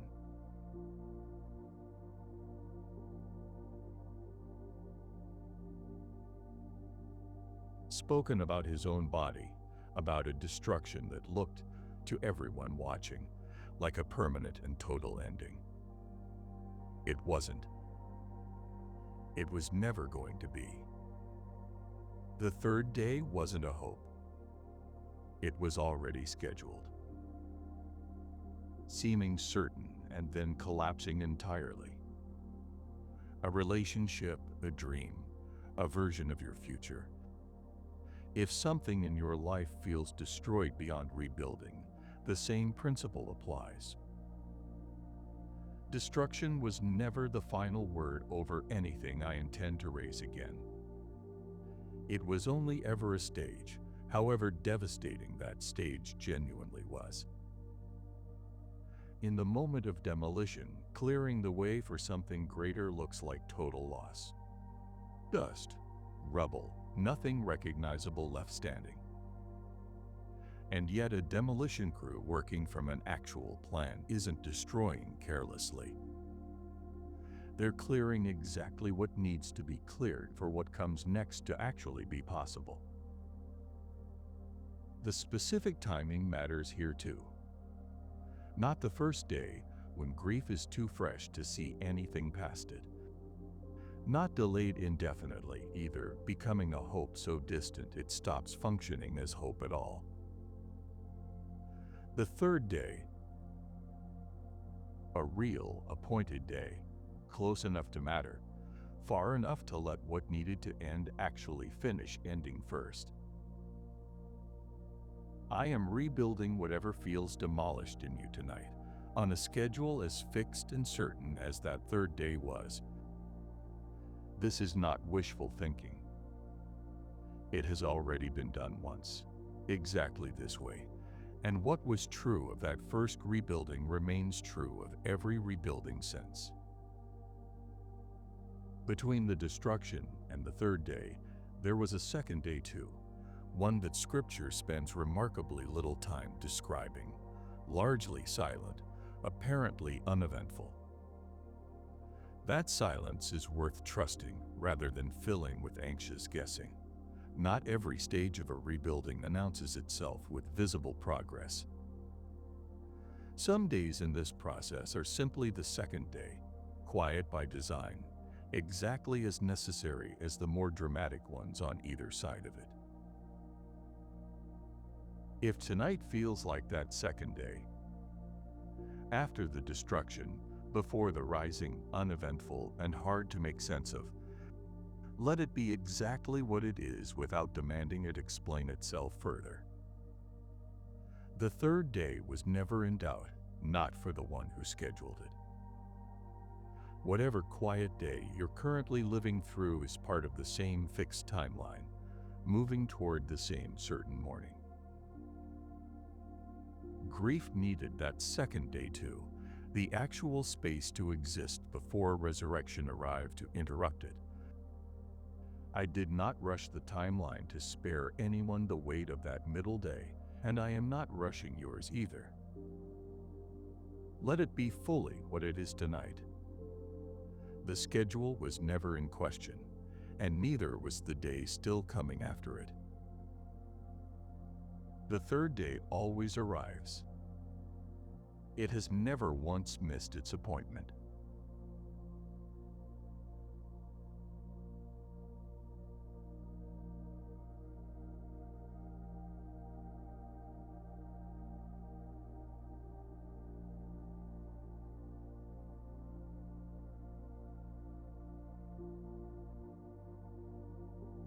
So I went down to the potter's house, and I saw him working at the wheel. But the pot he was shaping from the clay was marred in his hands. So the potter formed it into another pot, shaping it as seemed best to him.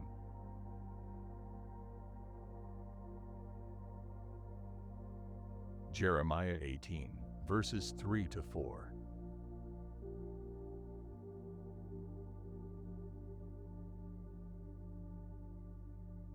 Notice the potter doesn't discard the marred clay.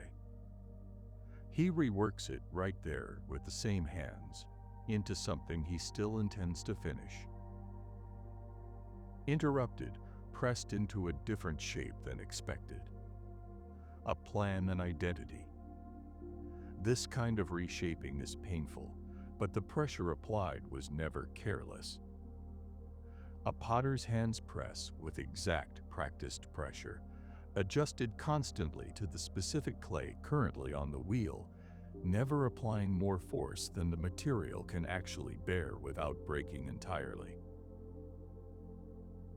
Clay on a spinning wheel looks, for a moment, like it's simply being pushed around, shapeless, out of control. It isn't. Every motion of a skilled potter's hands is deliberate, responding in real time to exactly what the clay needs at that exact moment, correcting course as many times as necessary before the final form is set. Once a shape is finally right, it still has to pass through the kiln. Heat intense enough to permanently set what was previously still soft enough to reshape. That heat isn't punishment. It's the final step that makes the shape actually last, turning something workable into something finished. I am still at the wheel with you tonight, still shaping, still willing to rework what got marred along the way. The heat still coming isn't the potter losing patience. It's the potter finishing the job, setting permanently what has finally been shaped exactly right. There's a specific comfort in Jeremiah's detail that the potter reworked the clay right there, on the same wheel, without starting over on a fresh lump. Whatever got marred in you was never discarded to make room for something entirely different. The same material, the same story, the same person, simply reshaped into a form the original plan can still accommodate. Trust the pressure while it's still being applied, even where it feels uncomfortable, even where the shape currently forming isn't the one you expected to become. A potter's hands know things about the clay itself cannot yet see. Where it needs thinning, where it needs strengthening, what shape will actually hold once it's finished. I know exactly what shape you're becoming. Let the wheel keep turning. Clay resists a potter's hand sometimes, pushing back against pressure that feels, from the clay's own limited vantage point, like it's ruining a shape that was already fine as it was. The clay was never the one with the finished picture in mind. Whatever resistance tonight feels toward this particular pressure, trust the hands over the resistance. They have never once shaped something they didn't already know how to finish. The wheel keeps turning tonight, patient, certain, unhurried by resistance. Let the spinning itself be a comfort, proof that shaping is still actively happening rather than having stalled out somewhere along the way.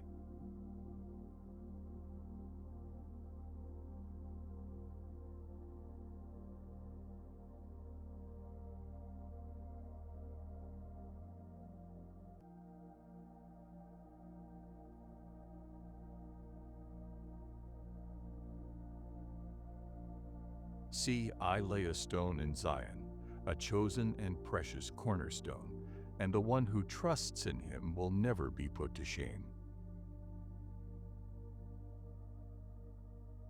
1 Peter 2, verse 6.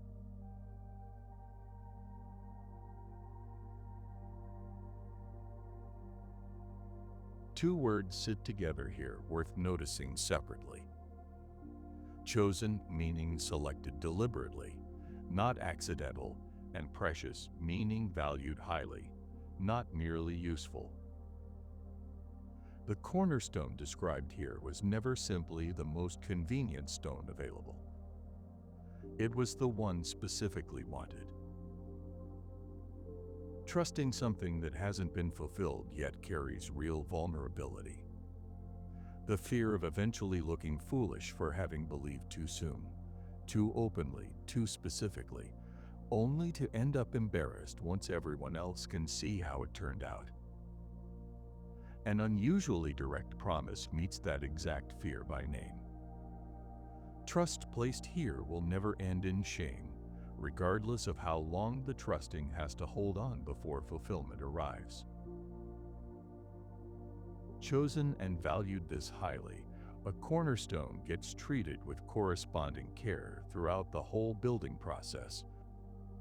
Protected, positioned precisely, never treated as replaceable or interchangeable with any other stone available at the site.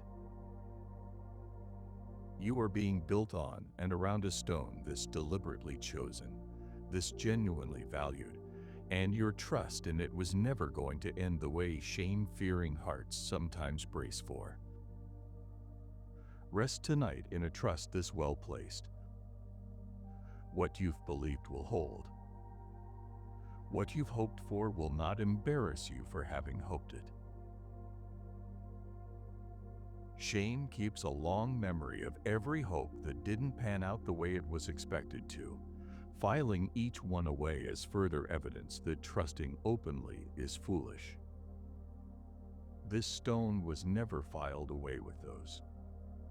It has held every single time trust was placed on it, across every generation that's tested it, without a single documented failure worth adding to shame's collection. Let that promise settle something in you tonight that's been quietly bracing for embarrassment. This particular cornerstone was never going to shift or crumble or prove unreliable at the exact moment trust was finally tested. Whatever you've believed too specifically to easily take back is resting on exactly this kind of stone. chosen, precious, and entirely worthy of the trust you've placed in it. Nothing about your trust here will be added to that particular file.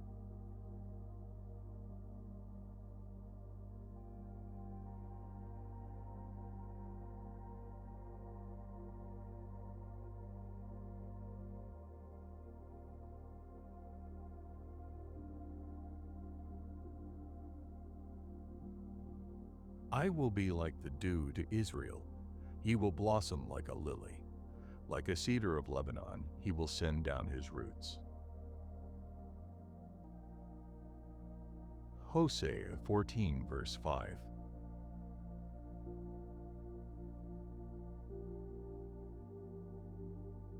Take note of the first image chosen here. Dew, not rain. No storm, no dramatic downpour, simply moisture gathering quietly overnight, present by morning without anyone having witnessed it arrive. The growth happening in you lately may have arrived the same undramatic way. No single breakthrough moment, no storm you could point to and say that's when it changed. Simply present gradually, the way dew is simply present by morning, having gathered all night without any visible event marking its arrival. Once conditions are finally right, a lily blooms quickly, but the blooming itself was never the whole story. Everything that made the bloom possible happened underground, out of sight, long before a single petal was visible above the soil. Its height is exactly why a cedar of Lebanon sends roots down deep and wide. A tree that tall cannot stand on shallow roots, however impressive the visible trunk might look rising above the ground. The roots you cannot see are precisely what makes the height you can see sustainable. I am sending roots down deep in you tonight quietly, the way dew gathers and cedar roots extend, neither one needing an audience to do their actual work. The height you're eventually meant to reach will be entirely supported by roots being grown right now, in the dark, while you sleep through exactly the growing they require. Cedars of Lebanon were prized in the ancient world specifically for their size and durability, tall enough and strong enough to become the preferred material for temples and palaces. That reputation was never built on the visible trunk alone. It rested entirely on a root system doing work no one touring the finished palace would ever think to thank. You are being grown toward exactly that kind of usefulness. Strong enough eventually to be trusted with weight, tall enough eventually to matter to more than just yourself. None of that height would be safe to reach without the roots currently being sent down first. Let the root growing season take whatever time it actually needs. The height was never in question. Only the depth had to come first. Spreading wider underground than its branches ever reach above it, a cedar's root system often mirrors and exceeds the entire visible structure with an equally vast hidden one. Whatever growing you can see in yourself tonight, know that an equal or greater growing is happening below it, unmeasured, unphotographed, entirely necessary to whatever height still lies ahead.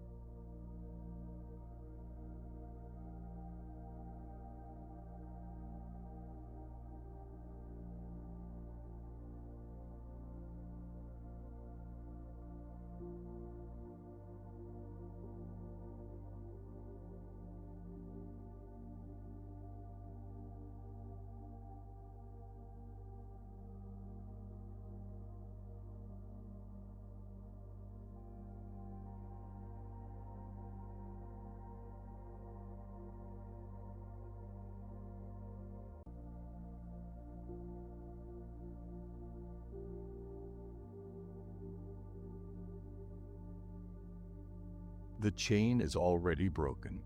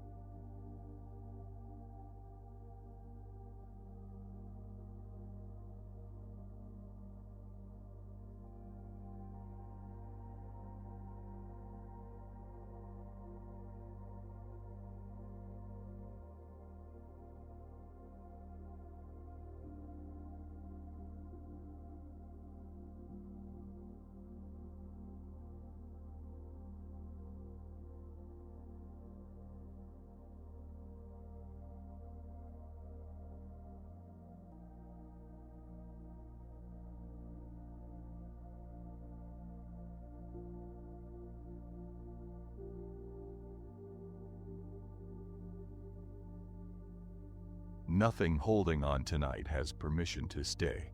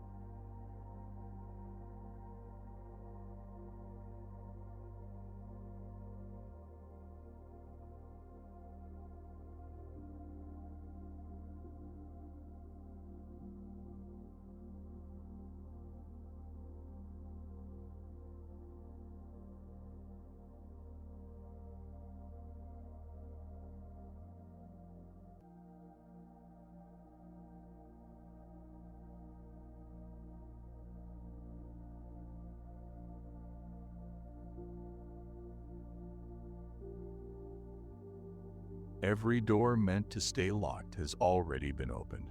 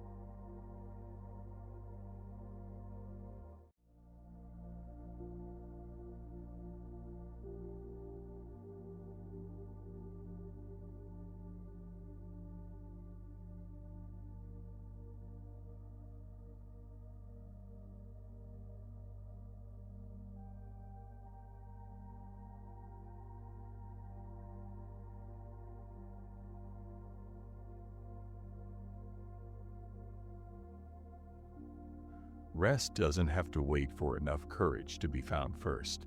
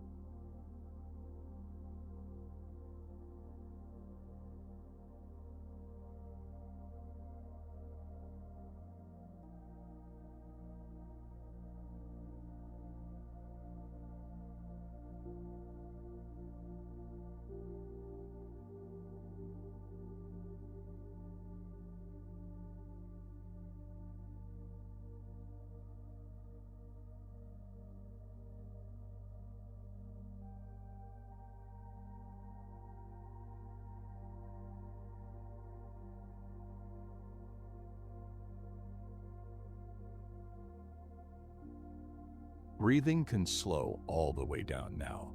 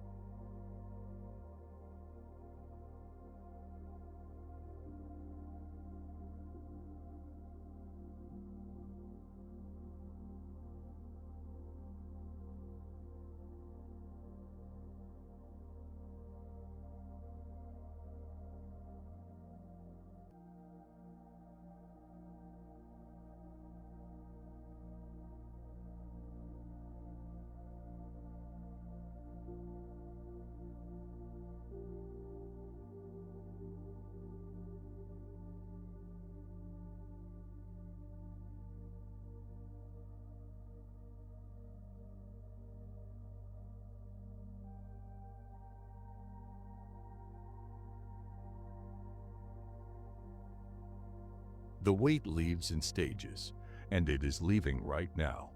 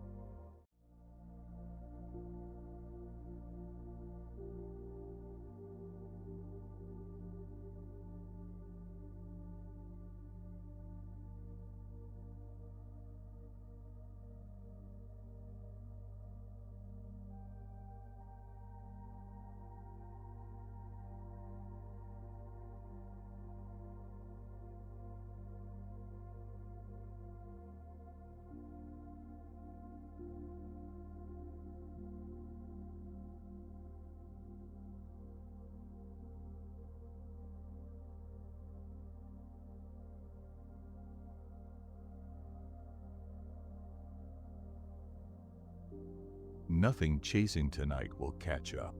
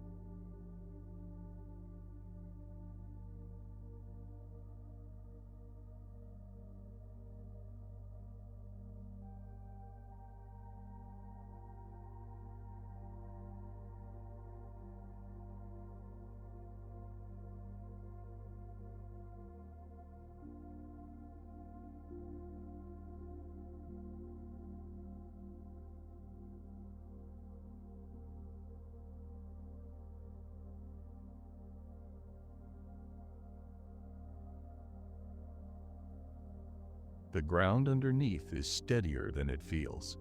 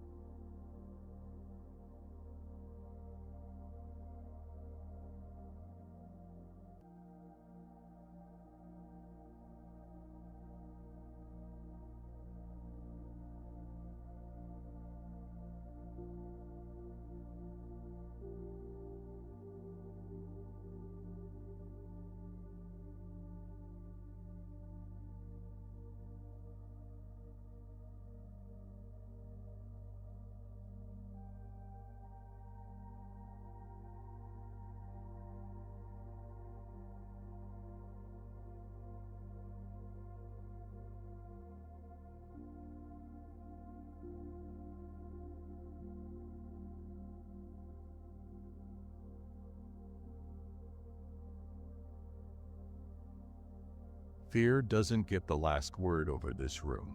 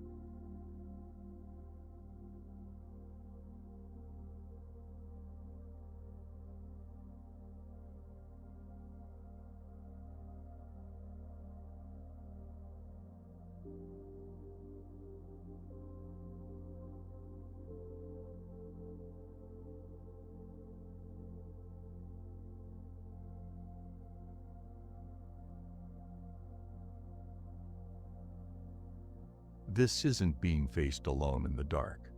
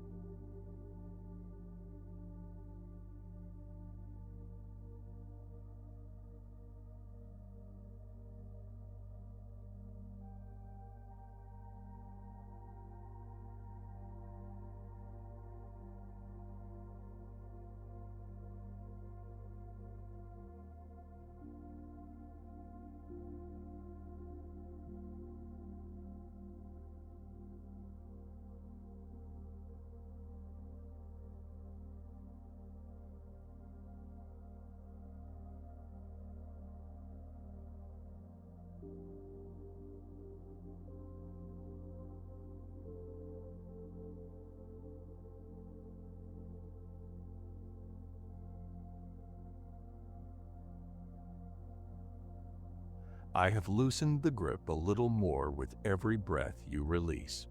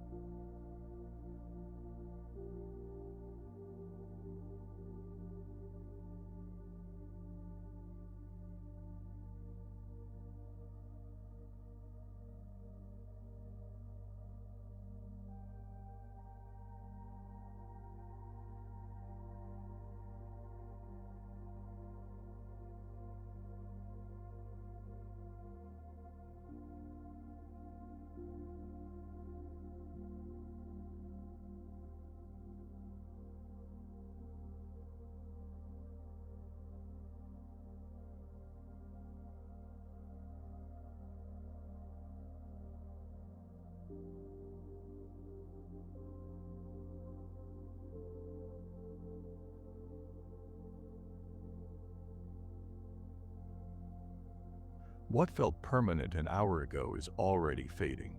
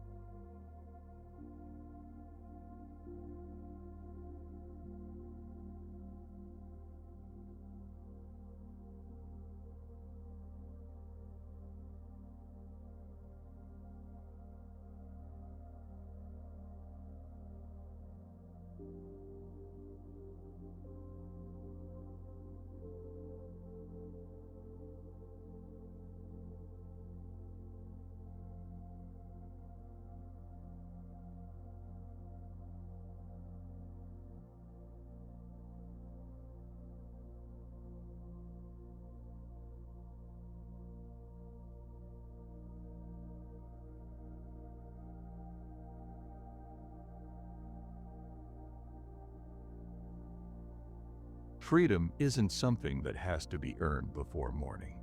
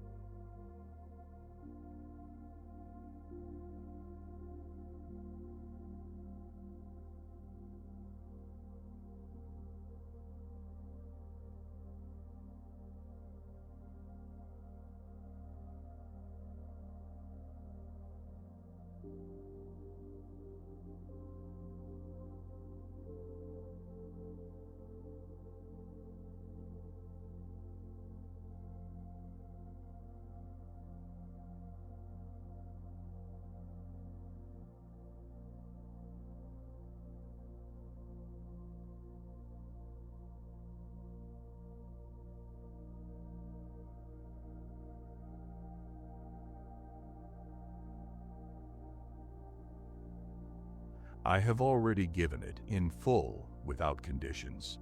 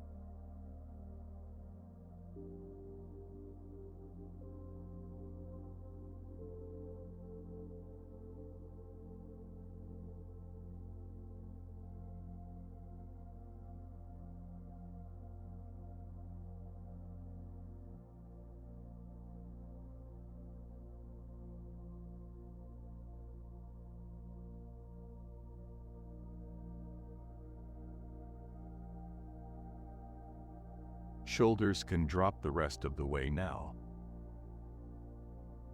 Nothing unfinished tonight requires attention until light comes.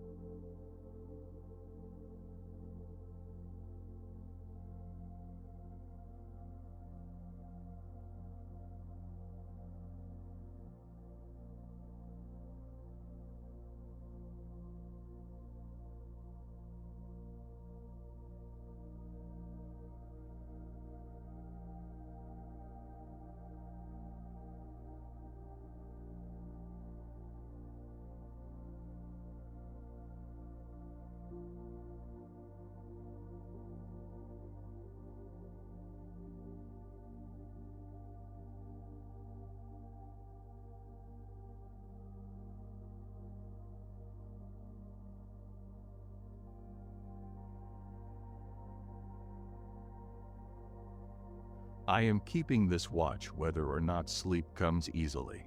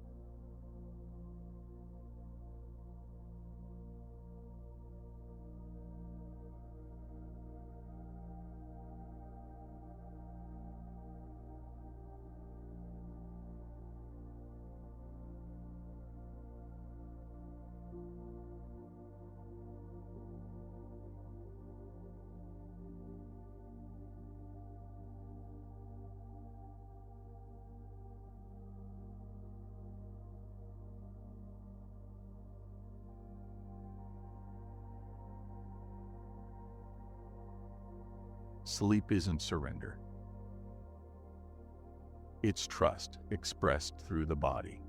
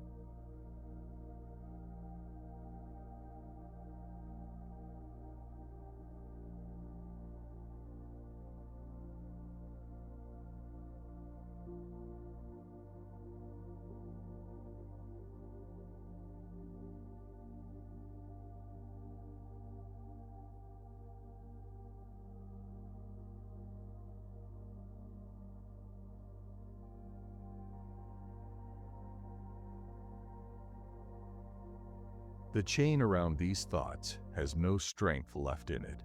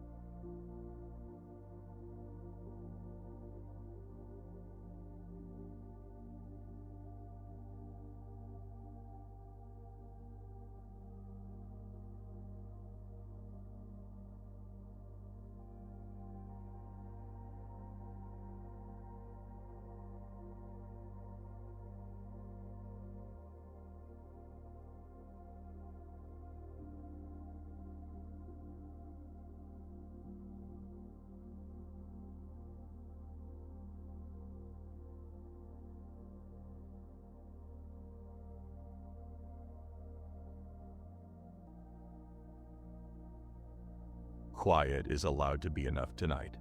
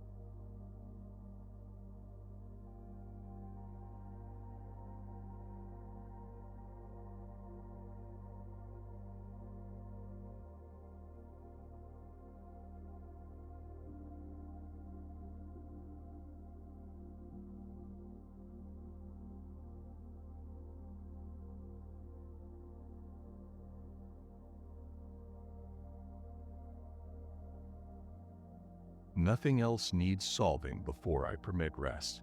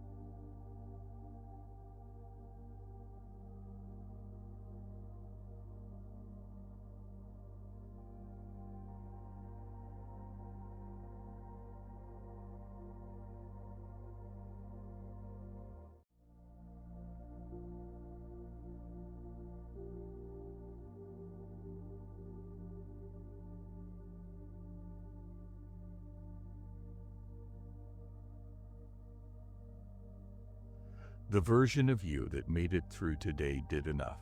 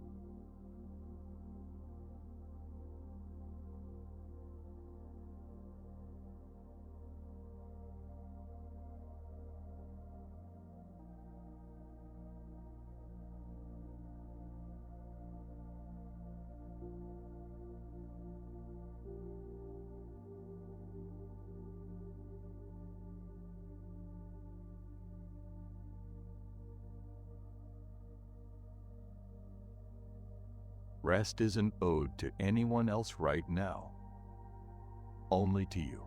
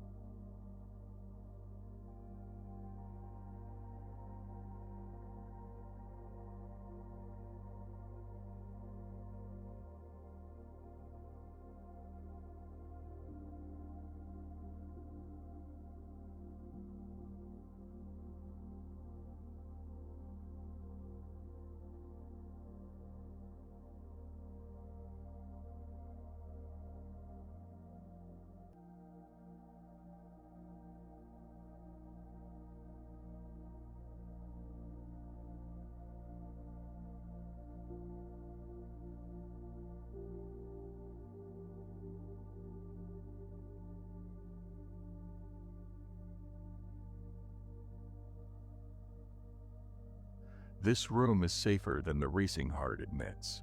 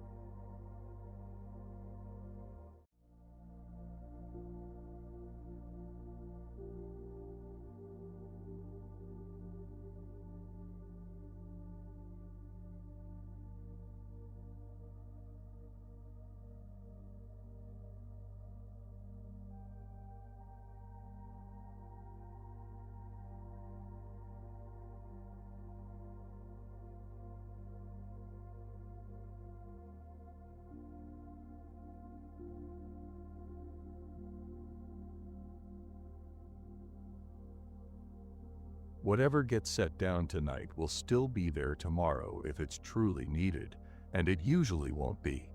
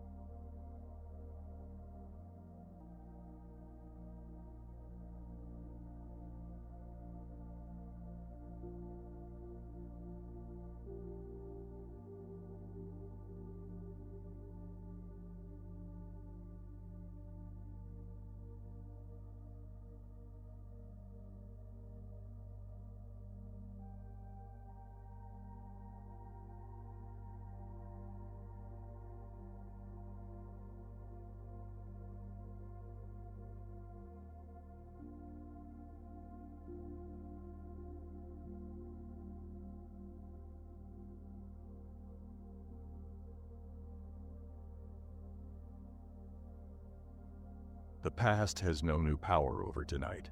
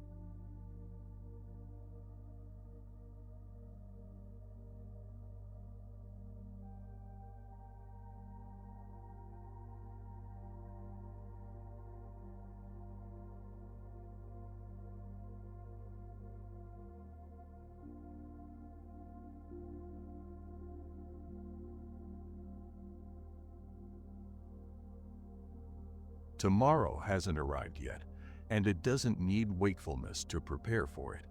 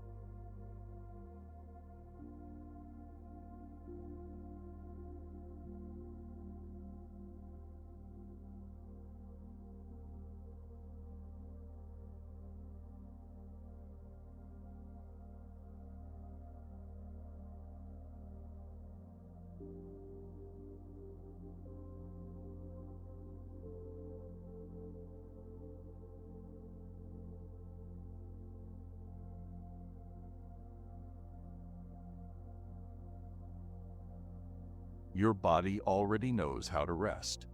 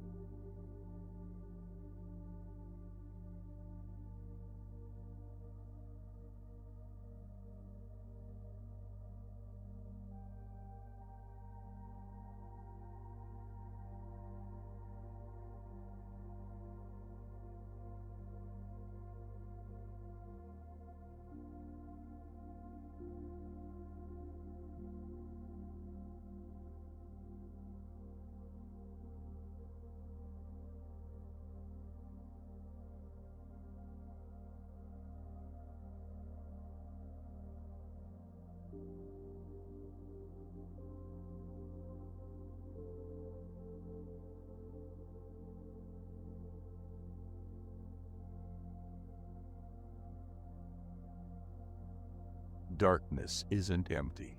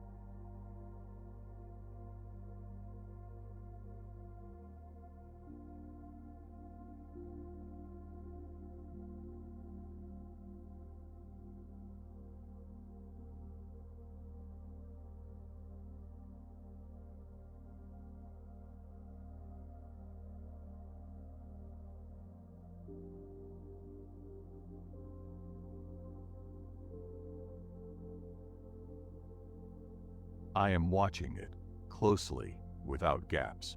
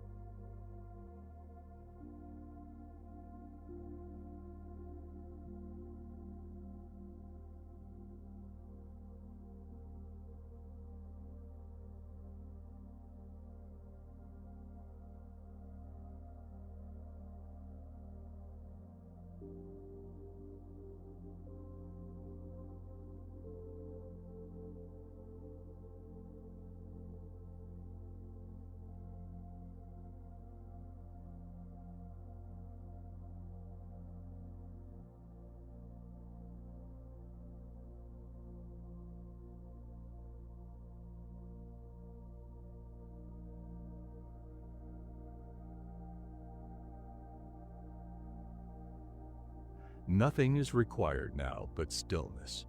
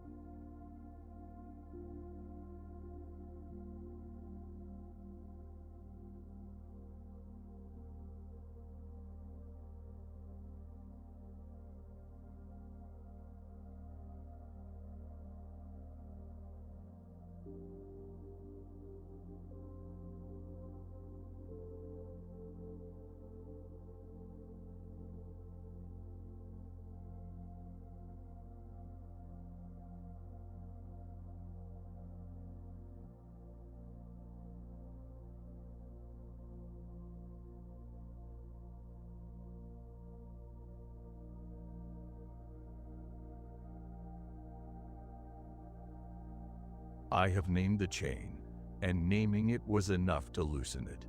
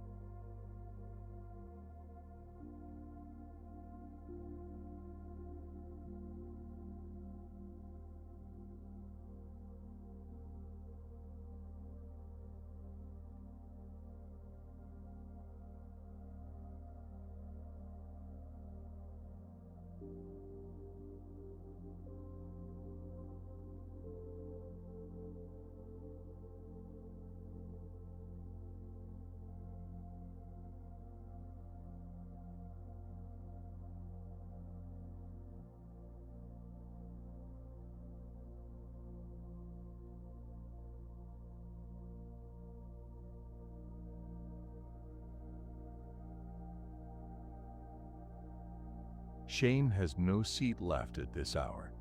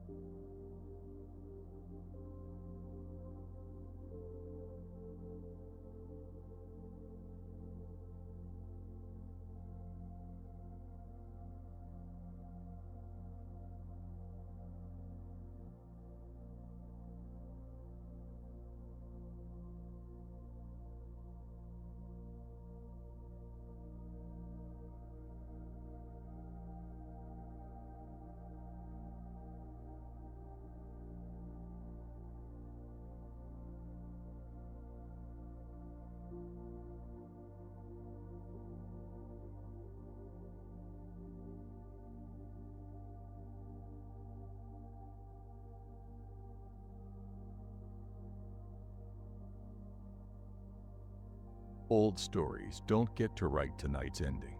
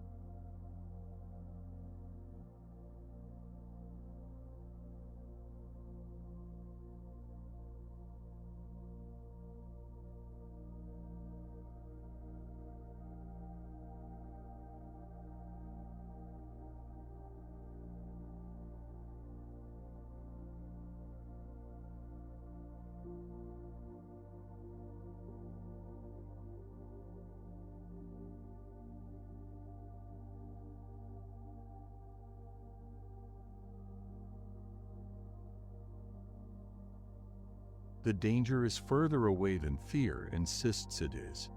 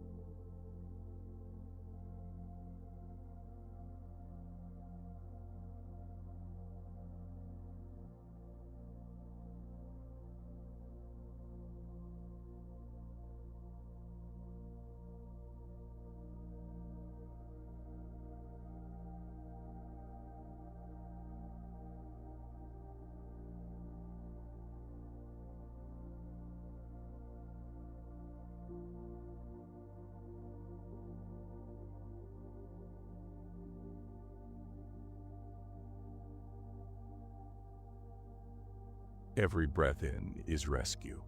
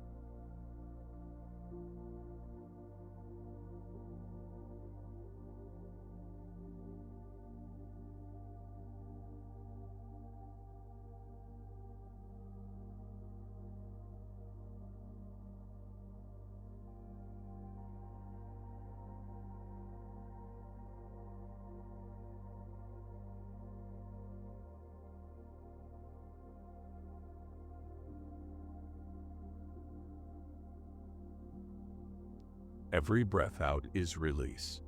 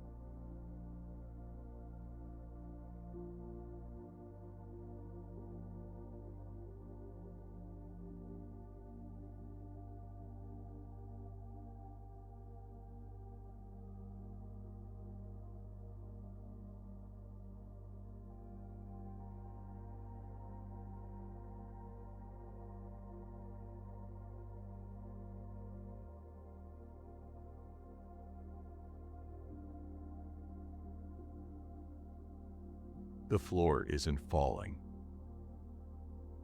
It's holding steady, exactly where it should.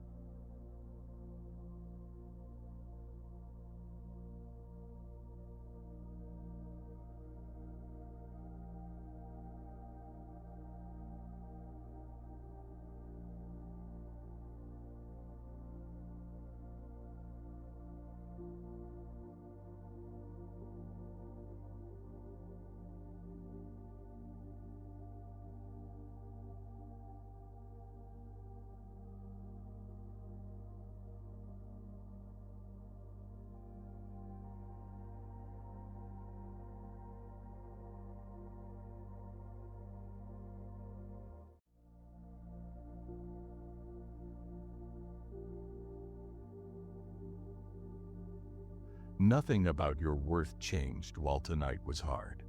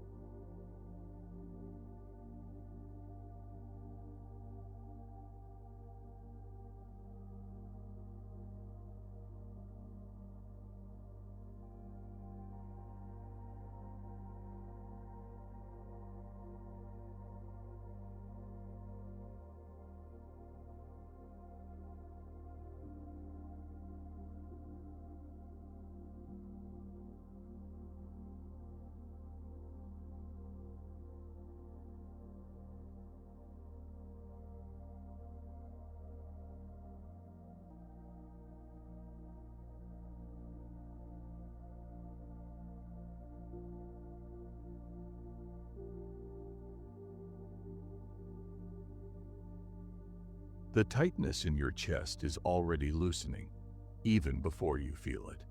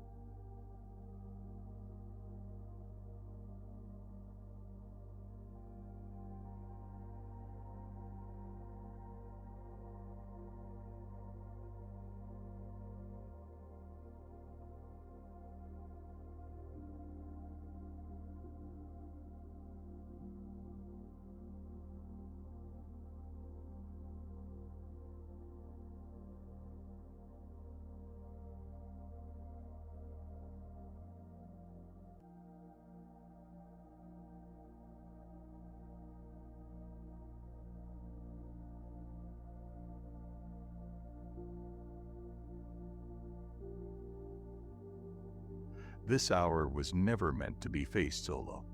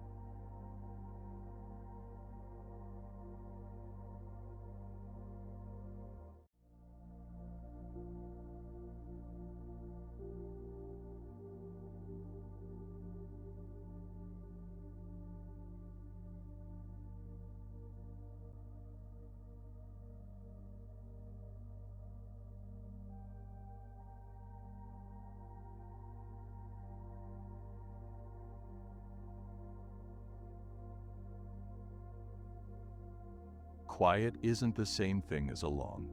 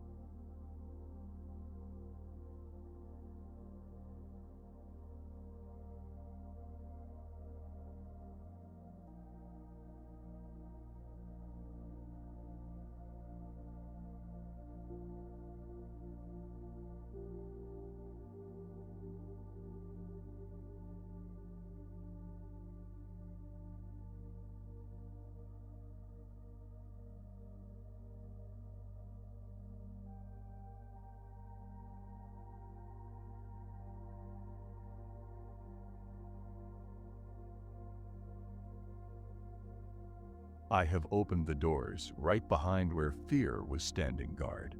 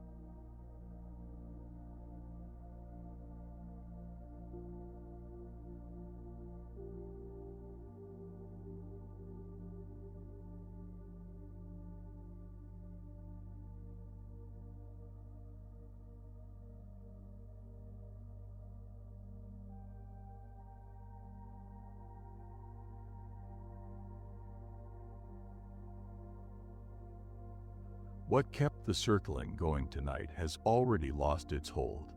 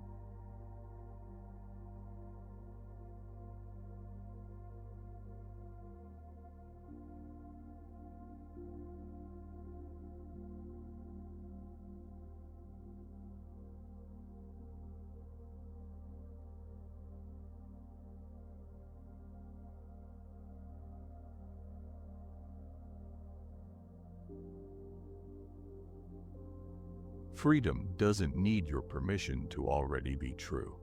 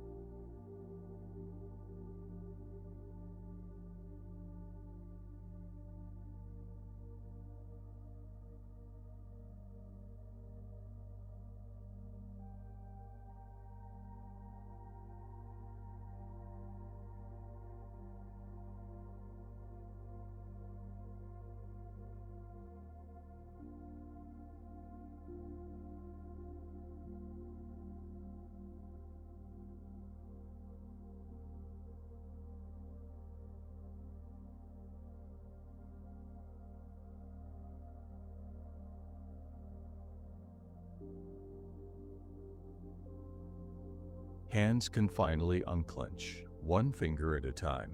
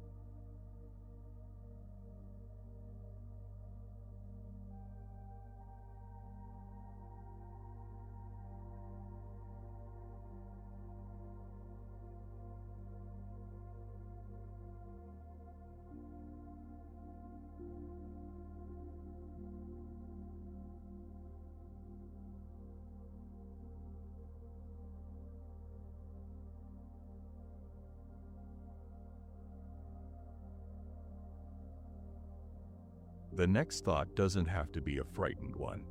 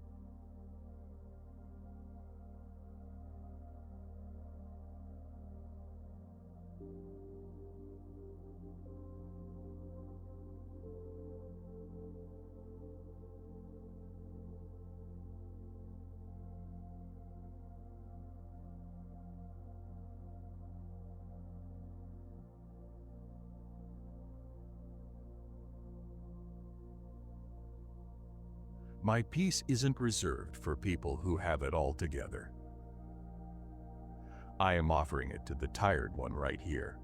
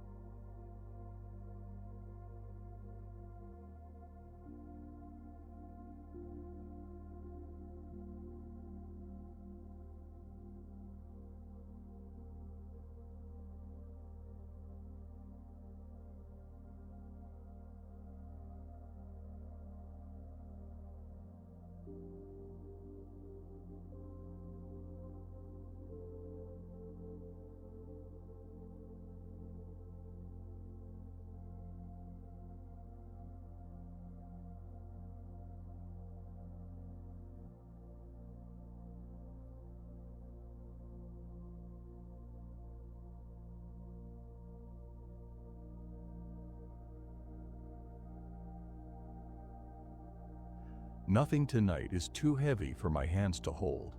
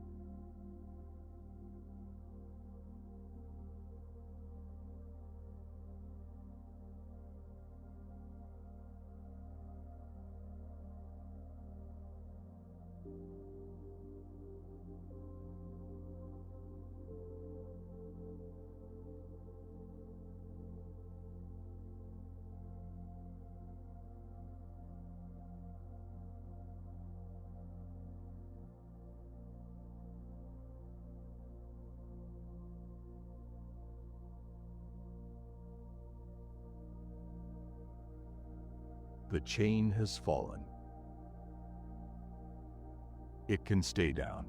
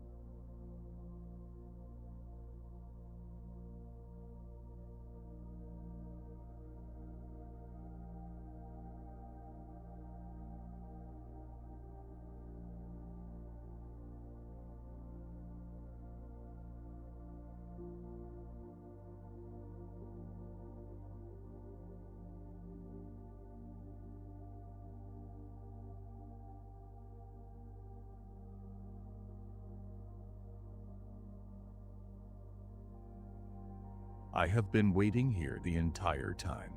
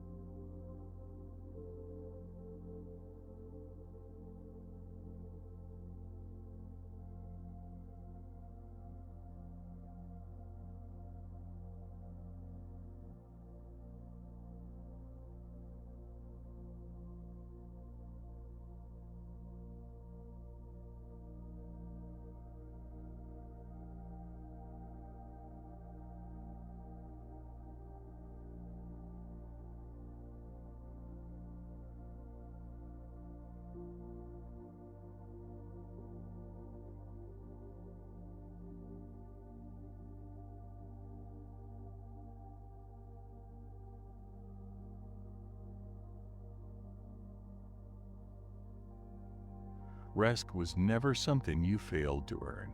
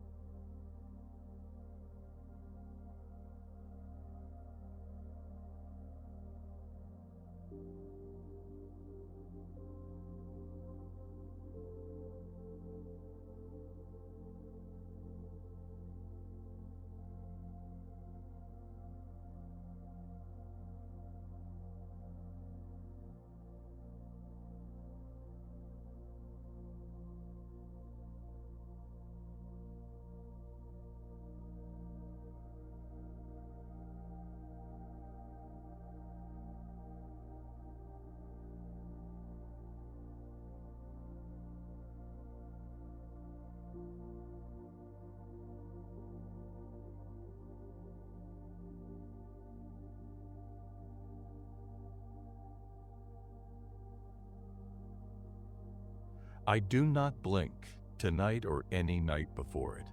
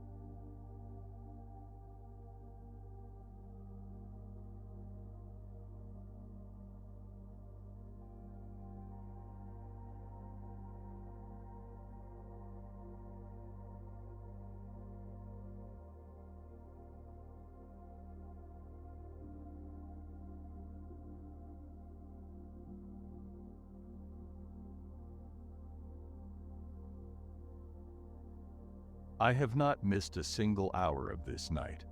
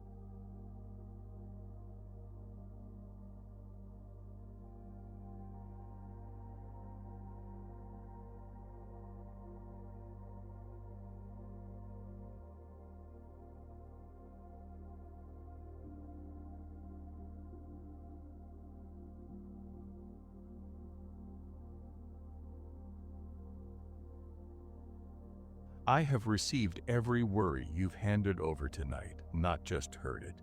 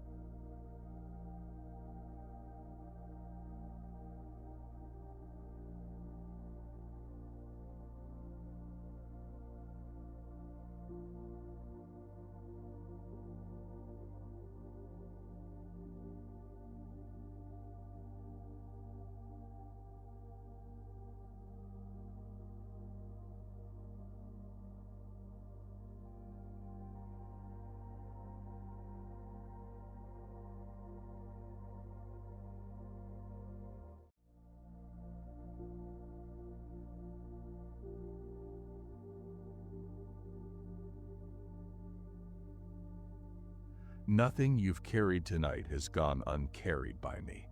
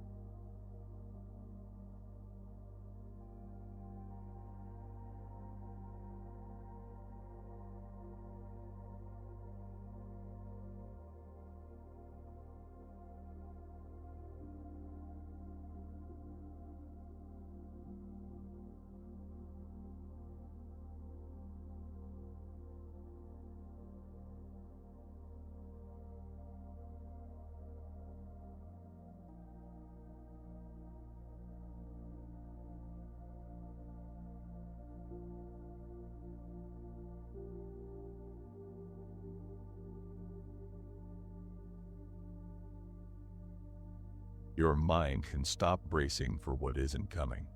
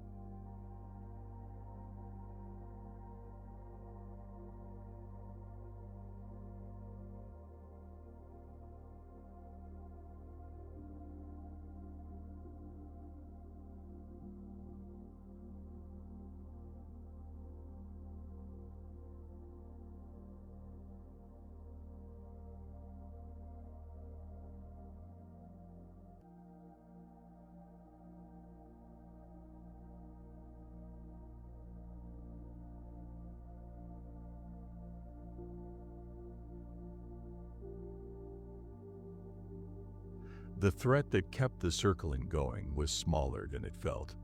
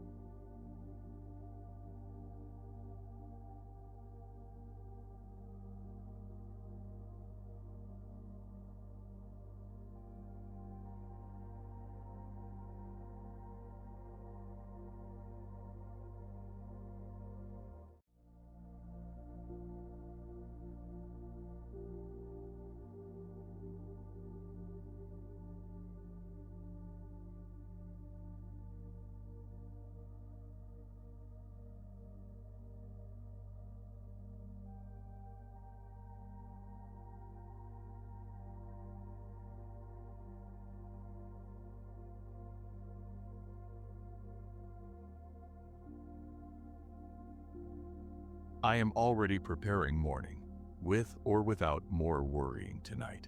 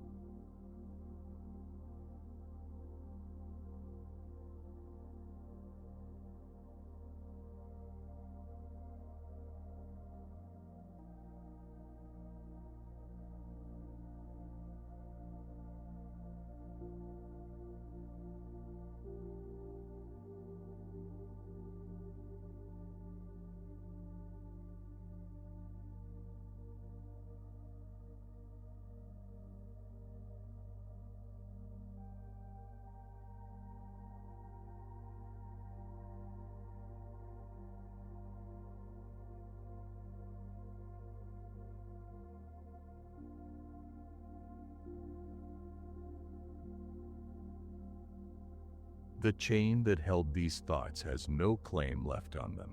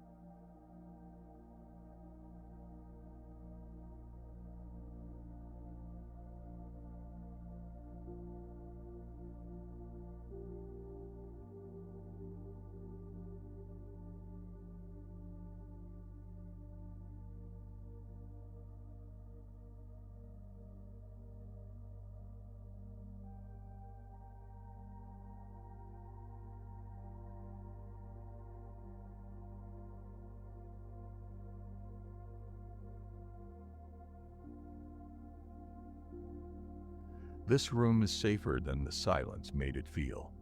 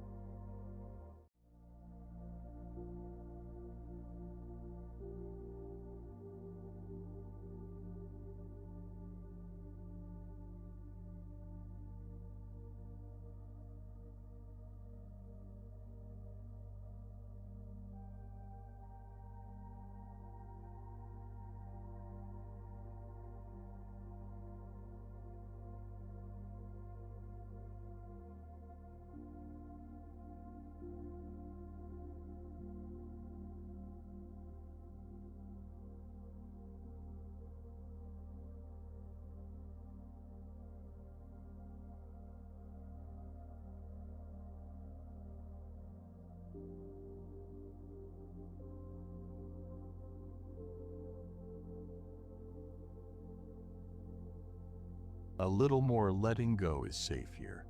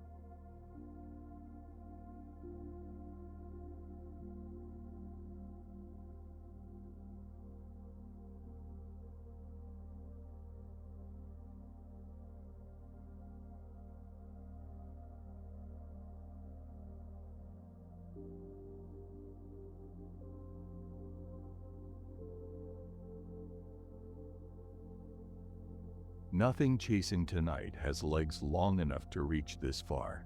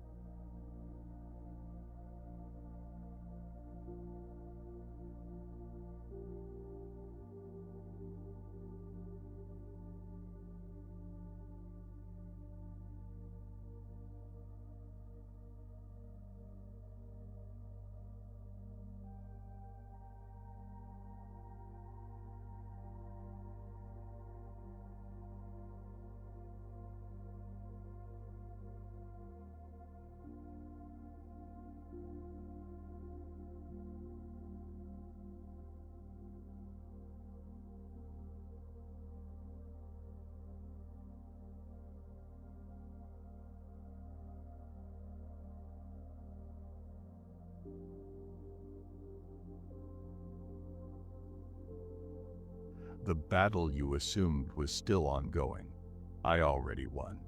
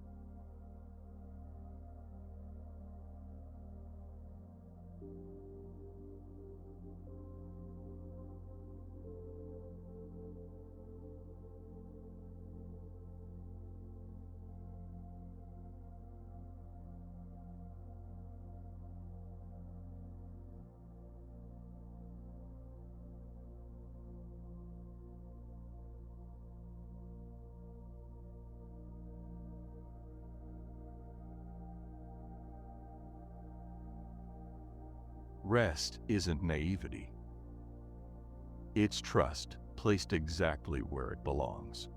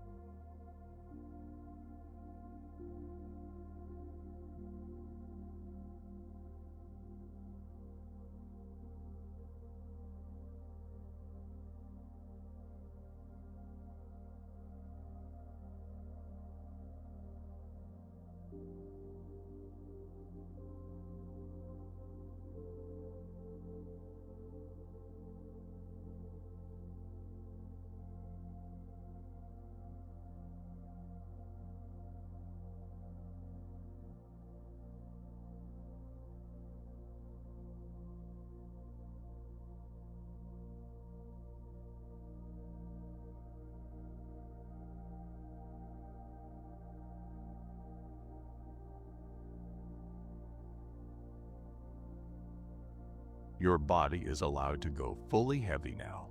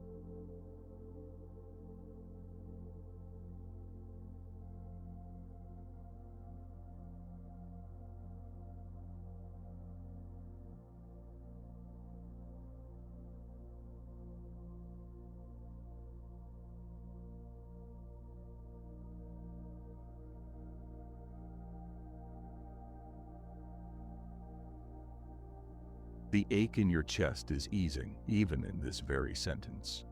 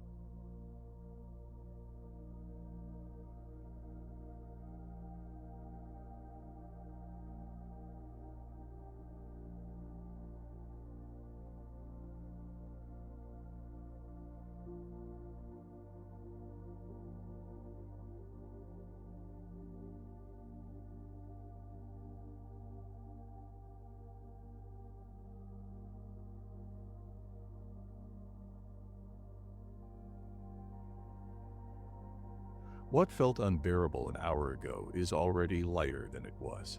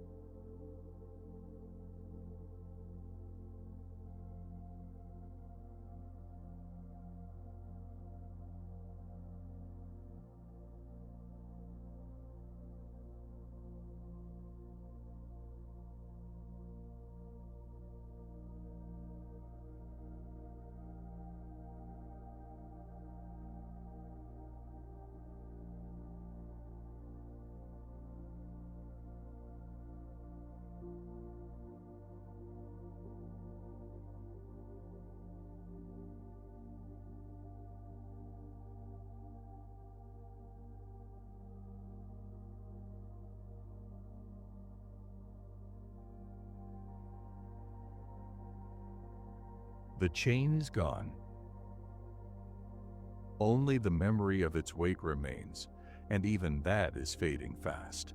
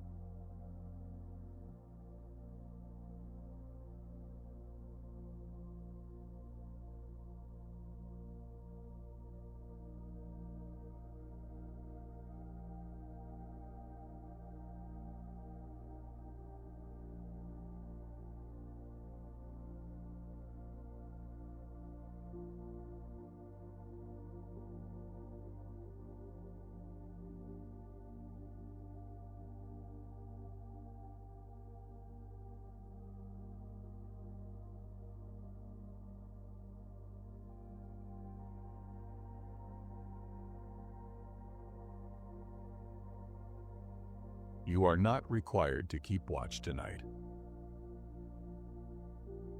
I already am, and have been the whole time.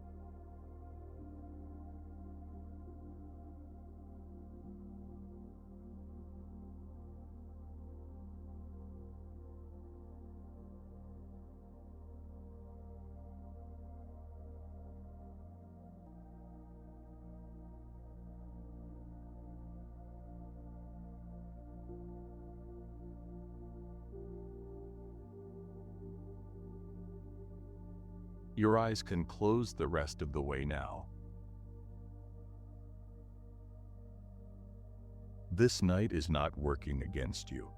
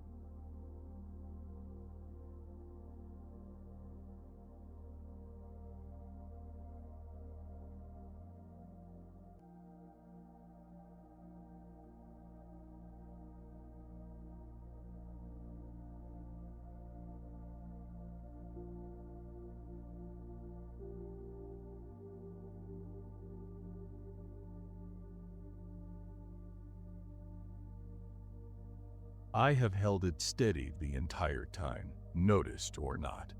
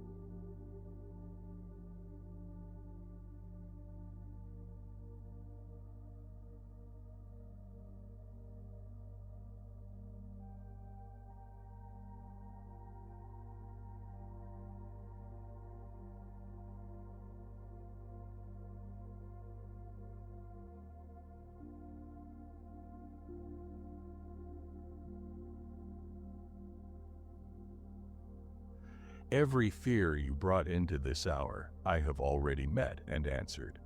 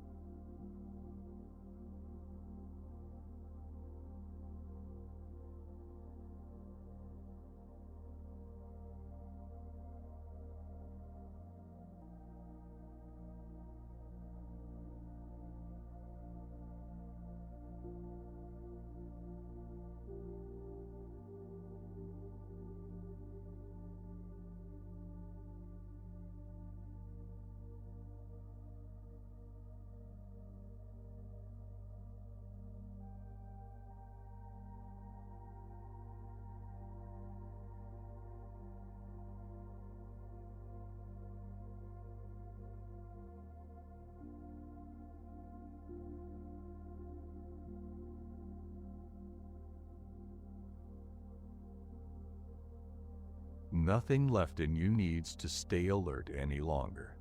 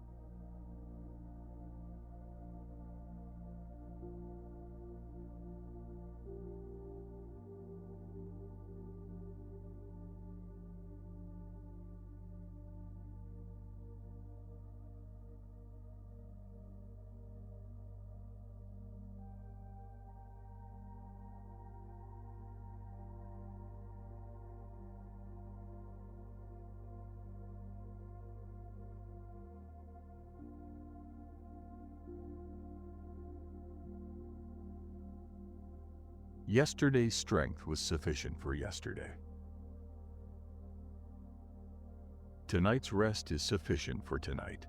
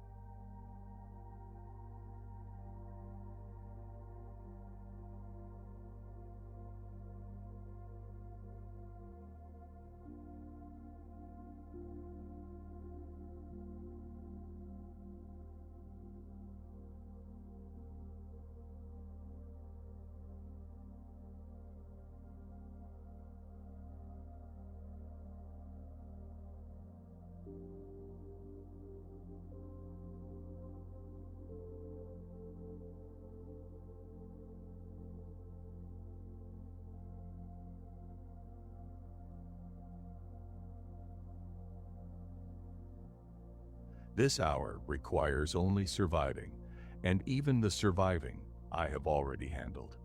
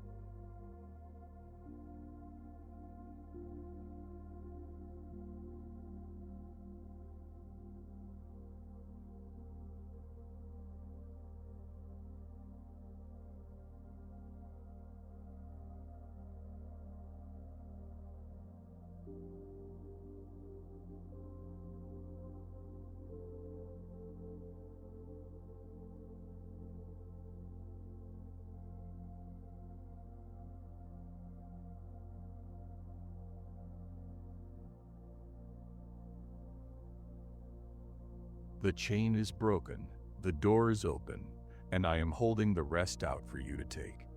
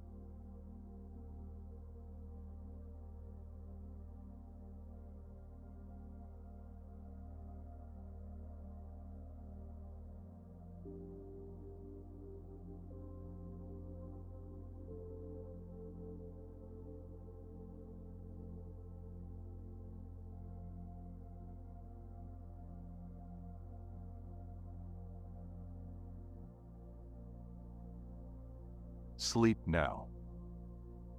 It's safe. It's time.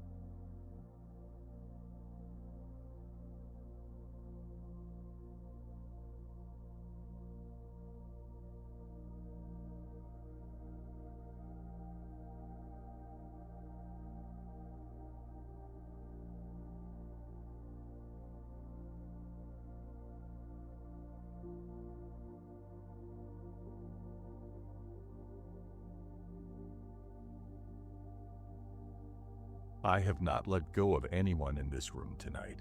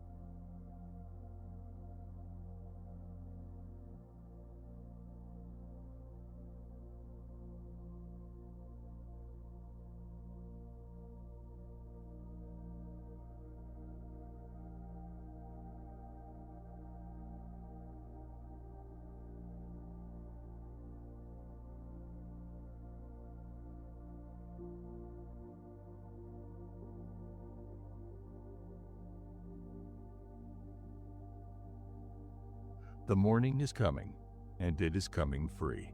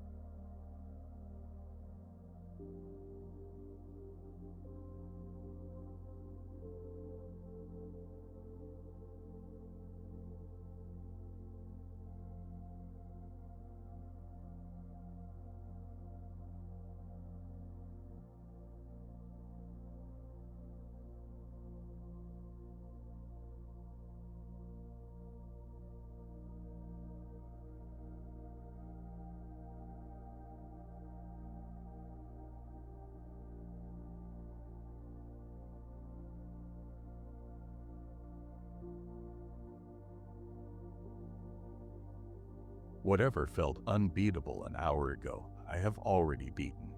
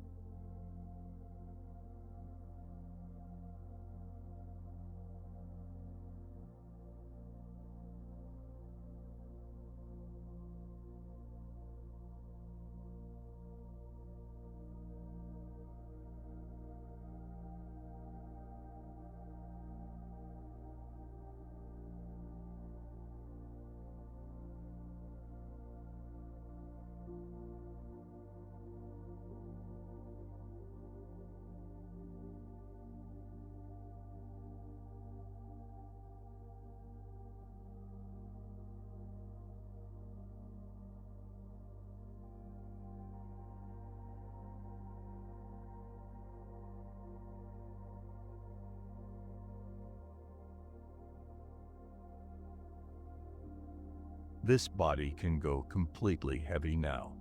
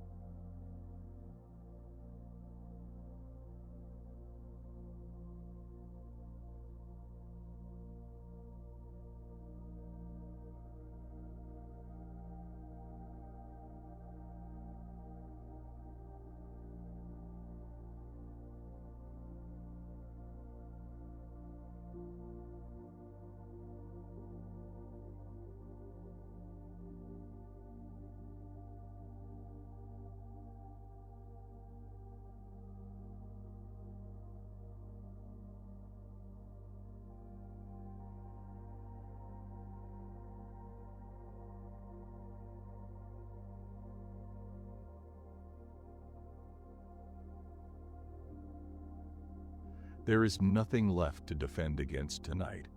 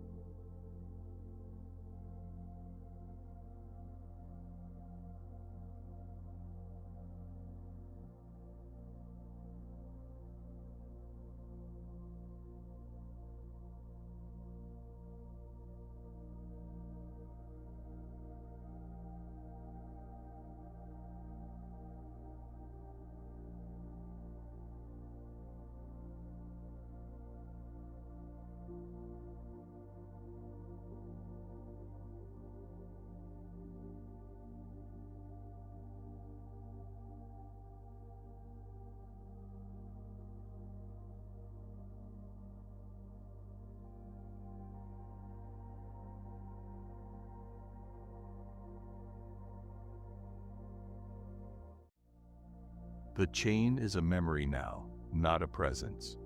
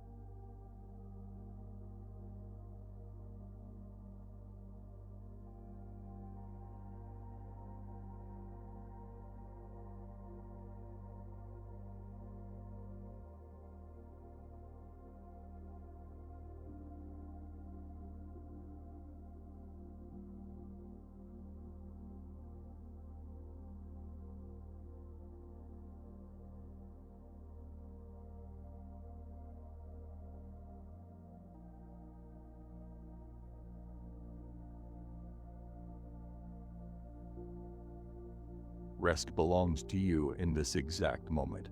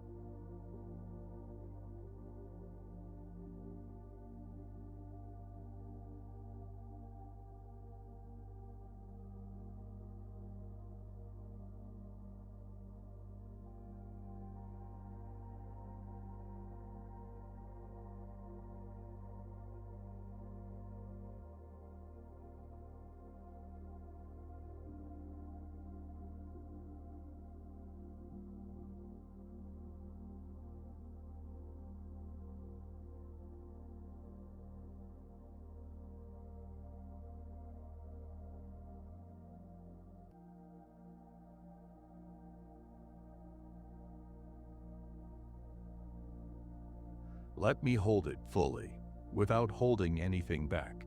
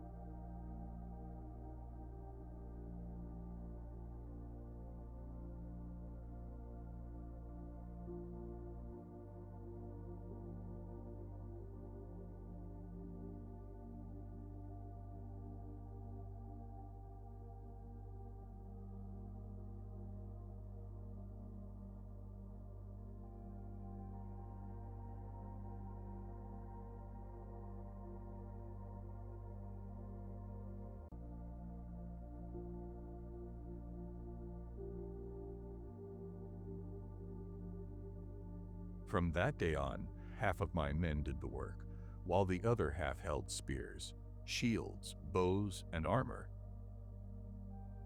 Those who carried materials did their work with one hand and held a weapon in the other. Nehemiah 4, verses 16 to 17.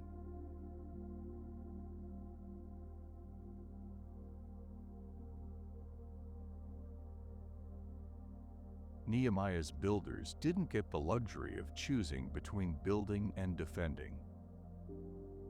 They did both at the same time, for as long as the threat lasted.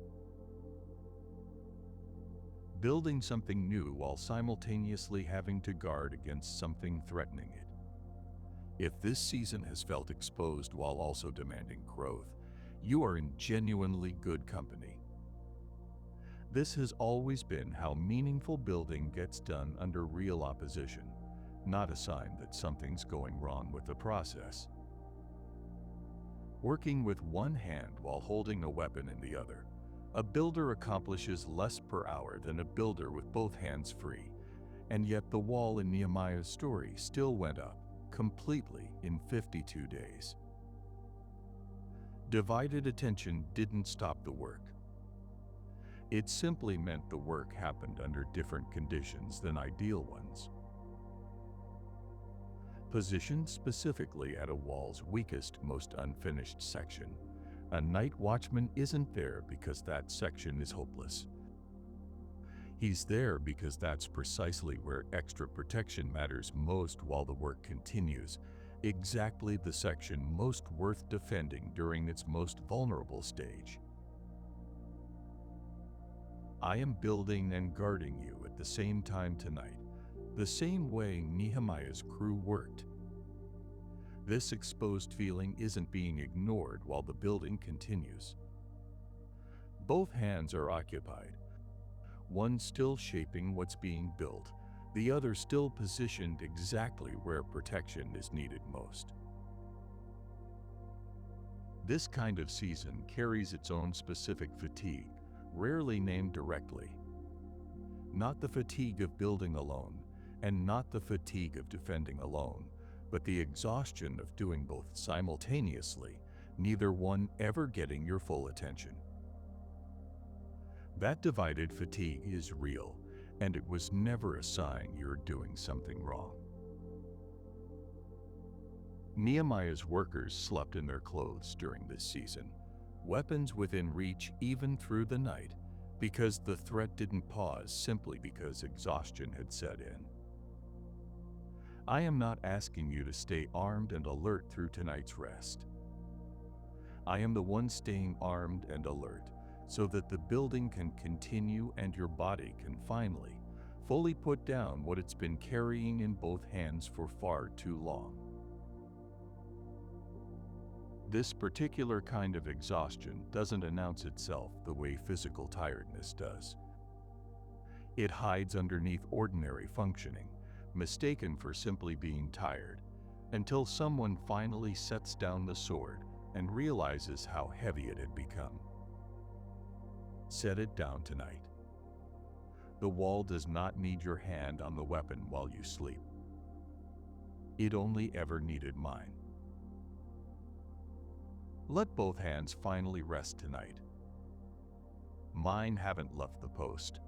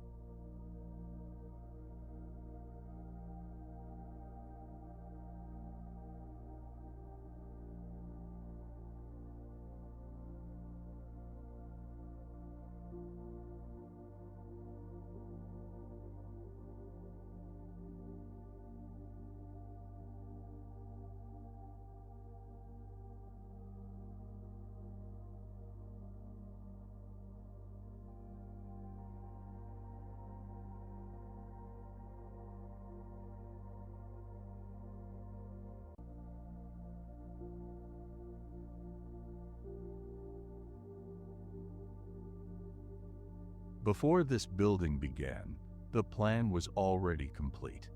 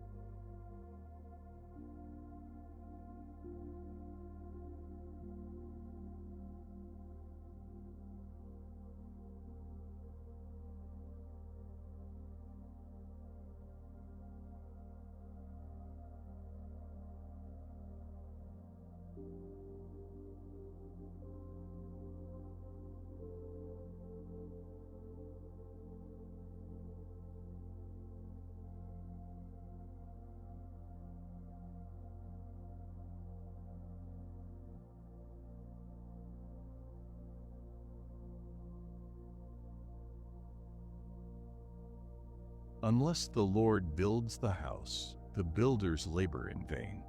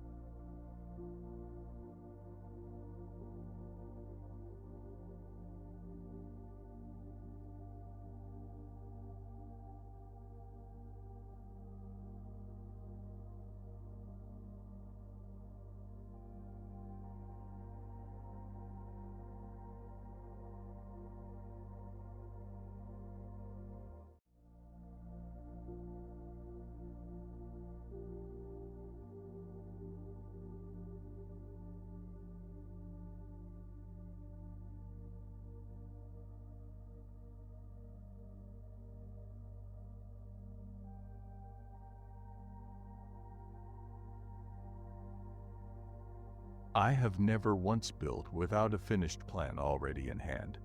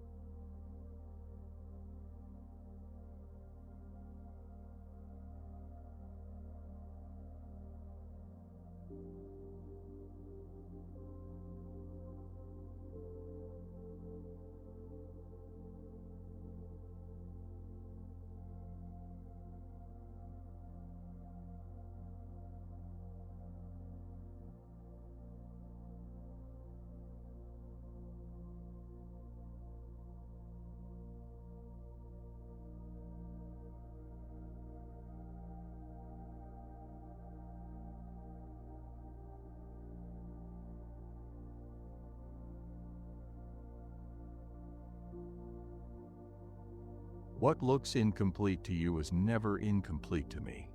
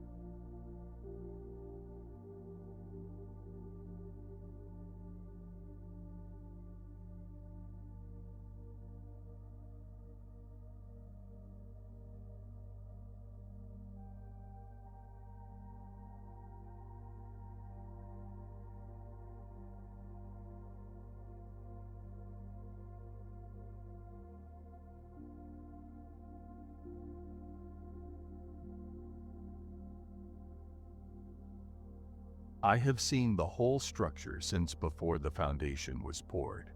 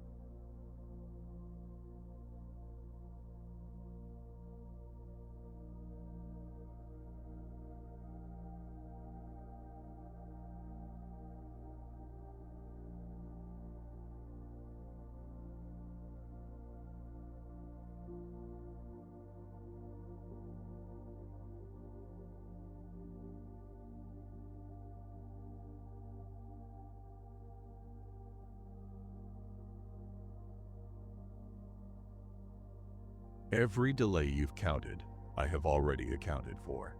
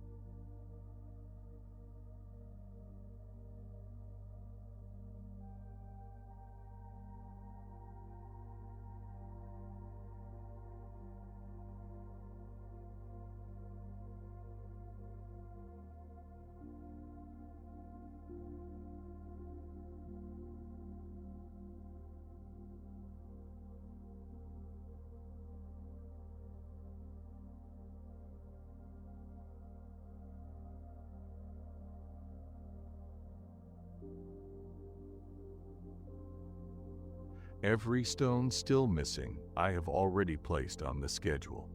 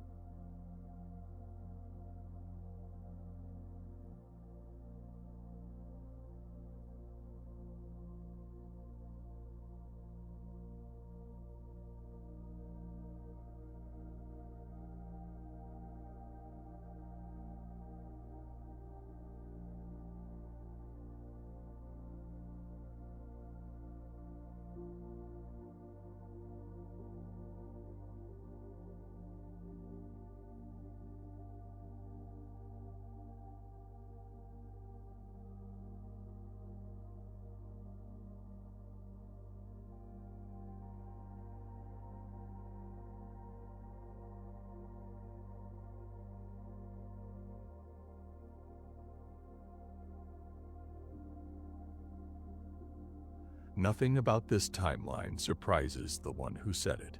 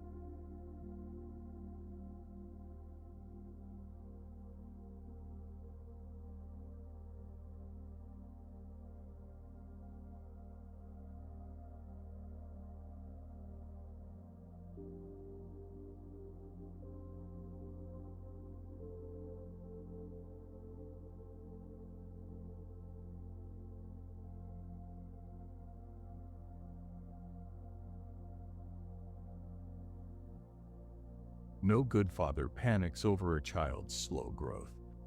He simply keeps feeding what he already knows is growing.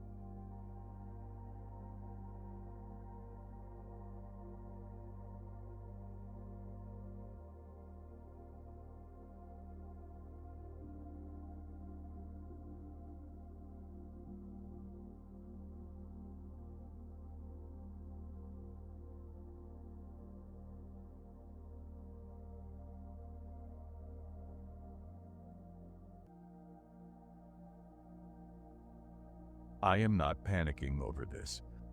I have never once panicked over any house I've built.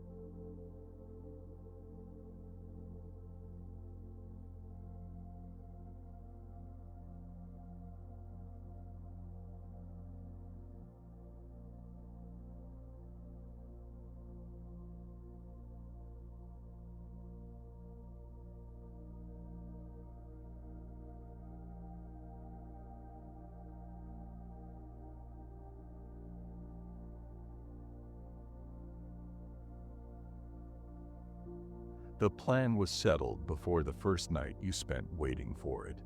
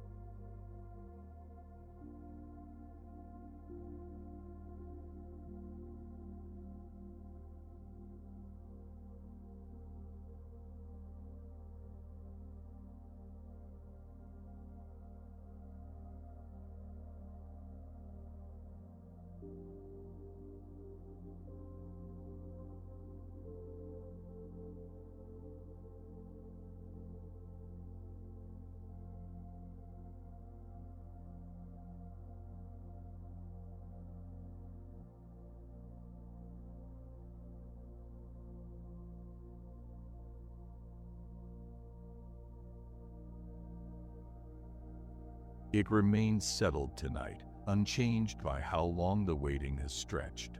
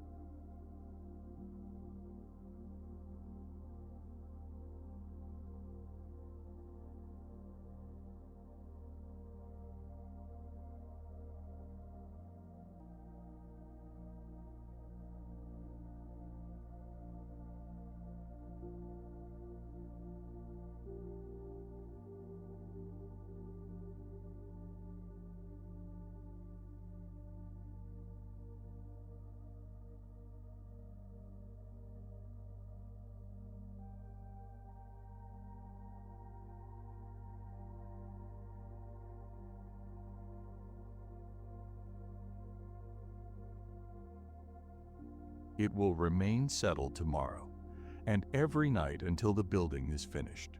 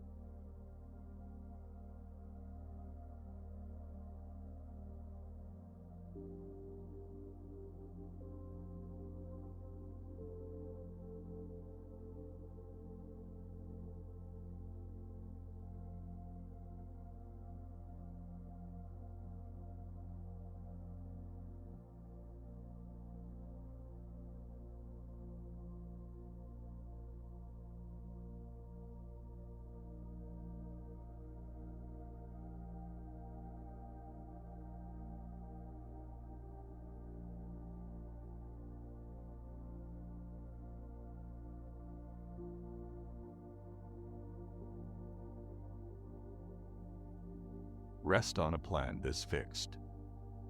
Everything else is allowed to still be under construction.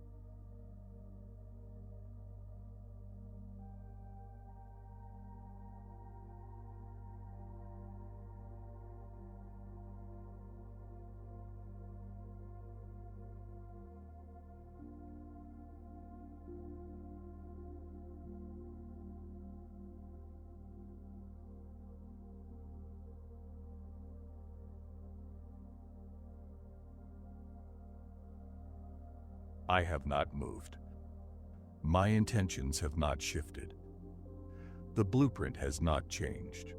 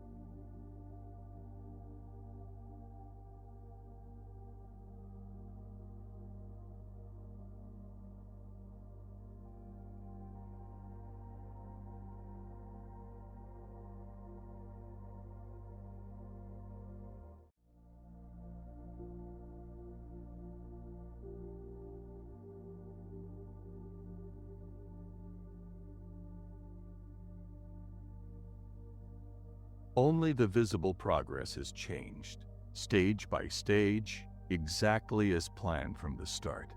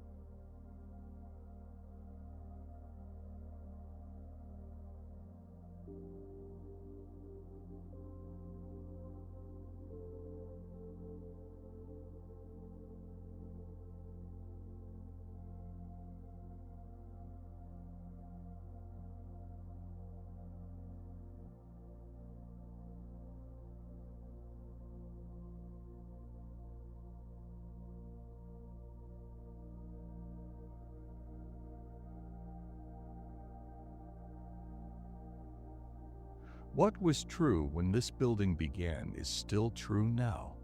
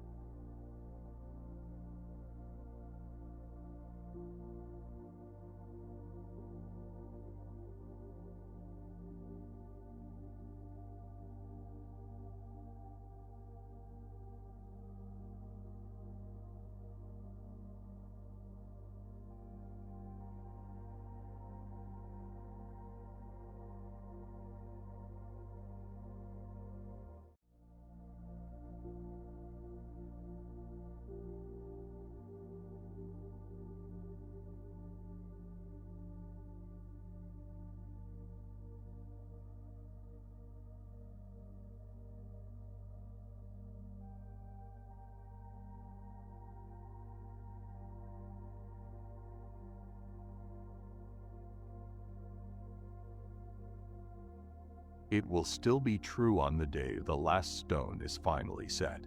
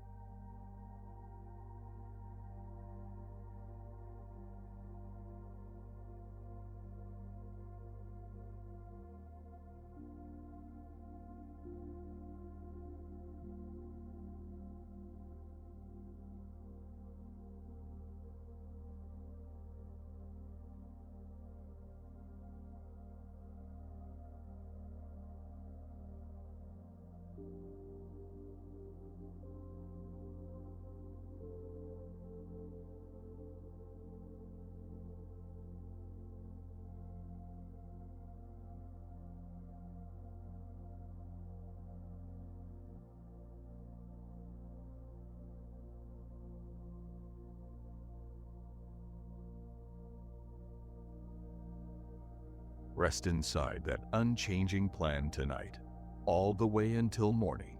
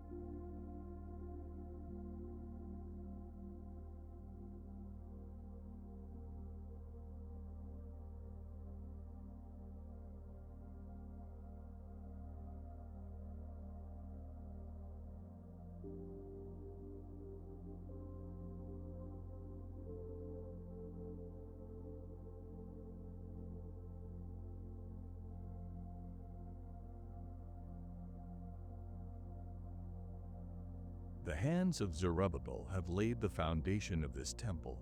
His hands will also complete it. Zechariah 4, verse 9.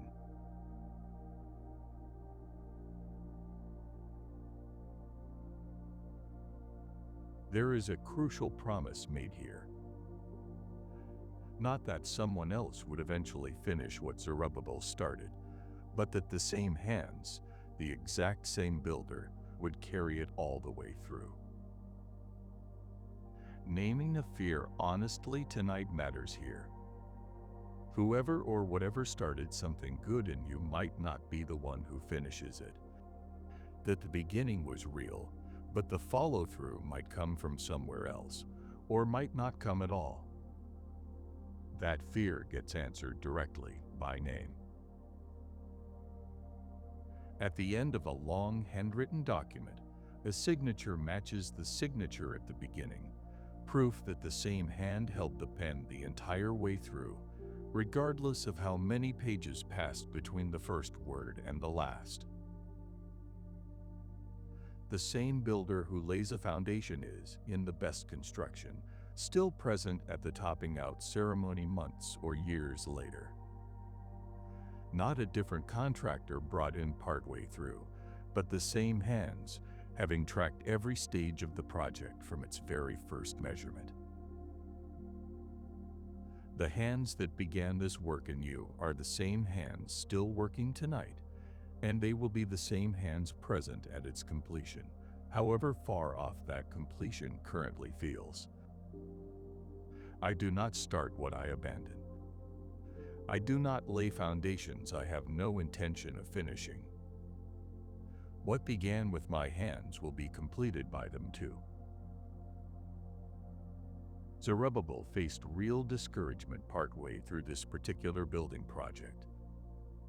Resources thin, opposition constant, progress slow enough that finishing it at all seemed genuinely uncertain for years at a stretch. This promise was spoken directly into that discouragement, in the middle of the part that looked most likely to fail, well before success was in any way assured. You may be standing in exactly that middle part tonight, uncertain whether this particular foundation will ever actually see its matching roofline. Zerubbabel's hands finished what they started. The same hands are still on your project too, unchanged since the day they laid your first stone, fully intending to lay your last one as well. There's no version of this project where I quietly hand it off to someone else partway through, distracted by something more urgent elsewhere. That was never how these hands have worked, in this project or in any other sense. Rest tonight in the specific comfort of continuity. Not a different builder eventually arriving to finish what I started, but me still here, still building, all the way to the very last stone. The same hands. The same commitment. Every single stone, start to finish. Let that continuity be the last thought this movement leaves you with tonight, steadier than any uncertainty about how much longer this particular building still has left to go.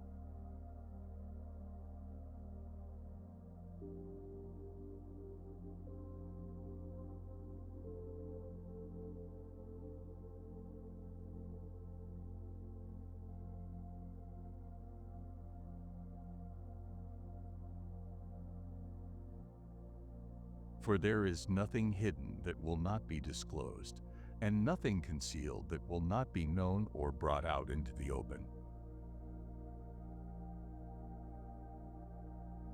Luke 8, verse 17.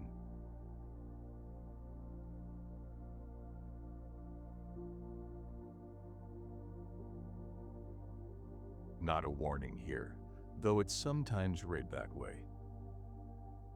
A promise. Whatever's been built quietly, unseen in the dark stretches of a long season, will not stay hidden forever. unnoticed by the people around you, unconfirmed by any outward evidence.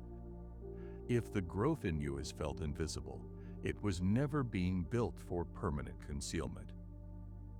Hidden work has a way of eventually stepping into the light on a schedule that was never actually up to you to control.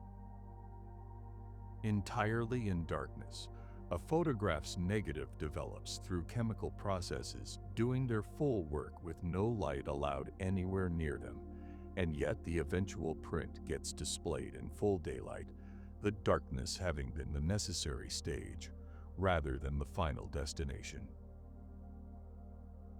Dug slowly and invisibly for months or years, an underground tunnel eventually opens into a station full of light and movement, the darkness of the digging having produced exactly the structure now serving people who never once saw the excavation itself.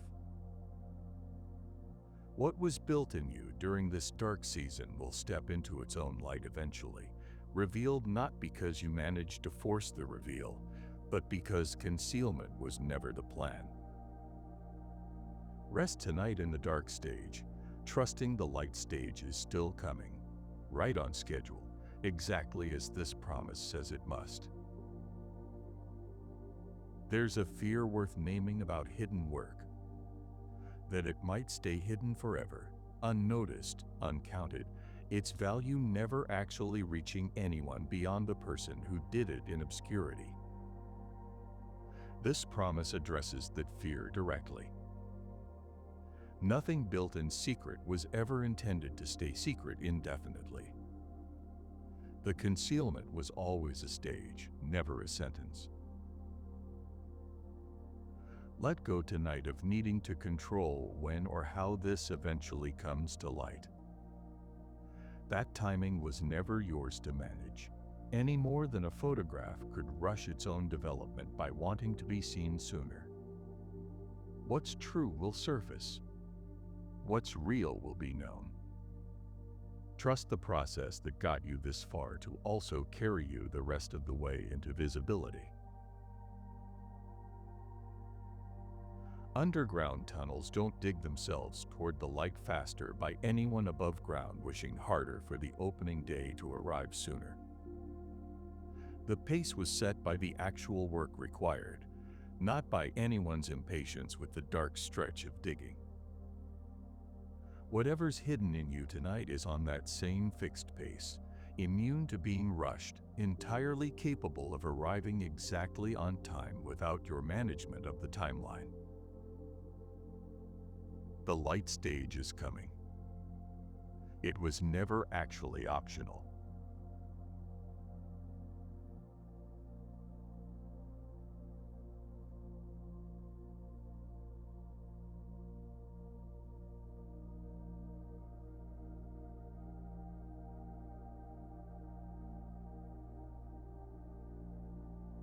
The glory of this present house will be greater than the glory of the former house. Haggai 2, verse 9. Spoken to a discouraged group of people rebuilding a temple that by every visible measure looked smaller and lesser than the one it replaced. Older workers wept openly comparing the new foundation to what they remembered of the original, certain the rebuilding could only ever be a diminished copy. Rebuilding something after loss carries its own real grief, watching the new version emerge and immediately measuring it against a memory that keeps growing more impressive with distance. That grief is worth naming honestly. This promise was spoken directly into it, to people doing exactly that math and coming up short. For years after a fire, a second growth of forest often looks thinner and less impressive than the mature growth that burned. And yet forest ecologists know this second growth frequently becomes healthier, more diverse, better adapted than what it replaced, precisely because of lessons the fire itself taught the ecosystem. Whatever you're rebuilding tonight after a loss, Don't let the current thinness fool you into permanent comparison with what came before. I am not in the business of rebuilding lesser copies. What's rising now, however modest it currently looks next to the memory of what was, carries the potential for a greater glory than the original ever held. Memory has a way of smoothing out a former season's difficulties while sharpening its highlights, until what's remembered bears only partial resemblance to what was actually lived through at the time. The original temple, in its own day, had its own struggles, its own critics, its own imperfections that time has since quietly edited out of the retelling. Let go tonight of measuring this rebuilding against an idealized memory rather than an honest one. What I'm building now doesn't have to outshine a perfect past that never actually existed exactly as remembered. It only has to become what it's actually meant to become, and this promise says plainly that what it becomes will surpass what came before it. The people weeping over the smaller foundation were comparing a beginning to someone else's ending, an early stage to a fully matured one. Never a fair comparison, however understandable the grief behind it was. Whatever you're rebuilding is at its own early stage right now, not yet fair to compare against the fully grown version of what came before. Give it the same time the original needed to become what people eventually wept over losing. The comparison was never fair.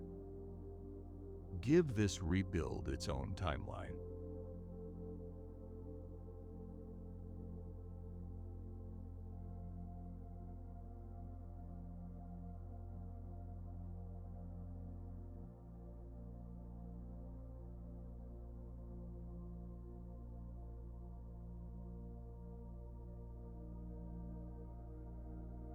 The foundation of the temple of the Lord was laid in the 4th year, in the month of Ziv.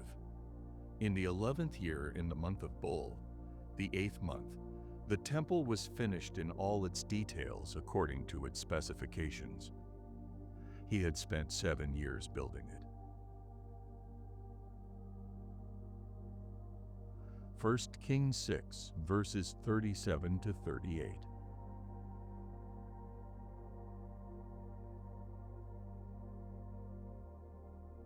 An entire chapter of scripture spent describing a temple's construction, and this single detail tucked near the end.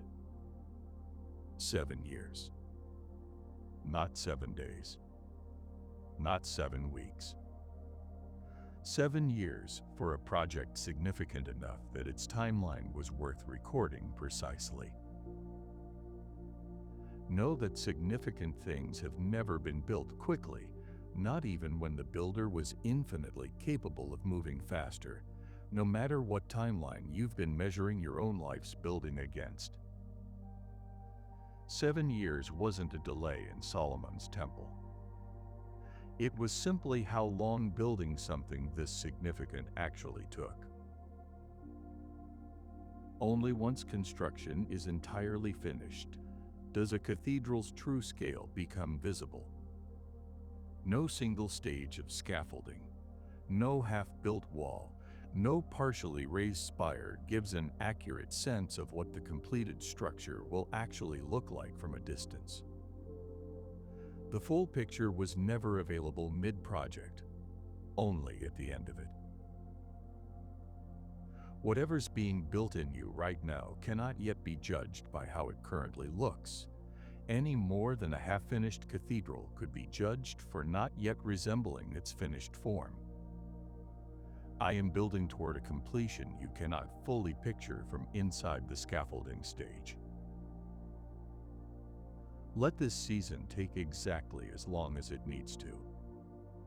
7 years was never rushed, and it was never wasted either. What I am building in you will be finished in exactly its own necessary time, and it will have been worth every year it took to get there. 7 years of labor, recorded in a single verse, is worth pausing on. An entire chapter's worth of daily effort, decisions, setbacks, and small victories collapsed into one short sentence once the project was finally finished. That's often how long seasons work in hindsight. Years that felt endless while living through them eventually become a single line in the larger story.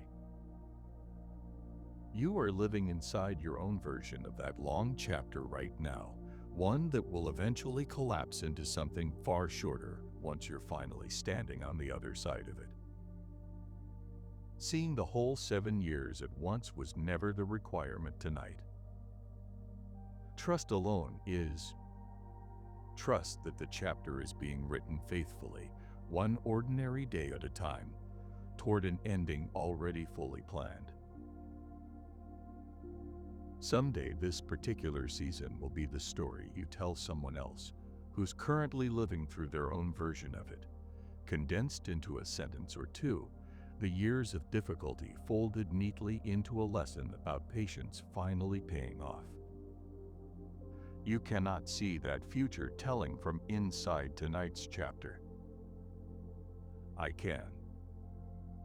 Trust that the story eventually makes sense, even on the nights it currently reads like nothing but ordinary, uneventful pages. One day this will simply be a chapter you tell well.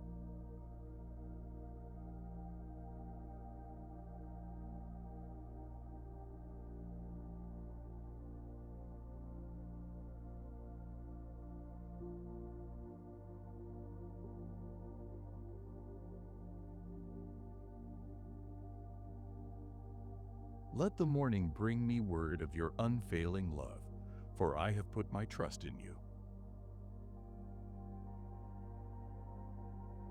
Psalm 143, verse 8.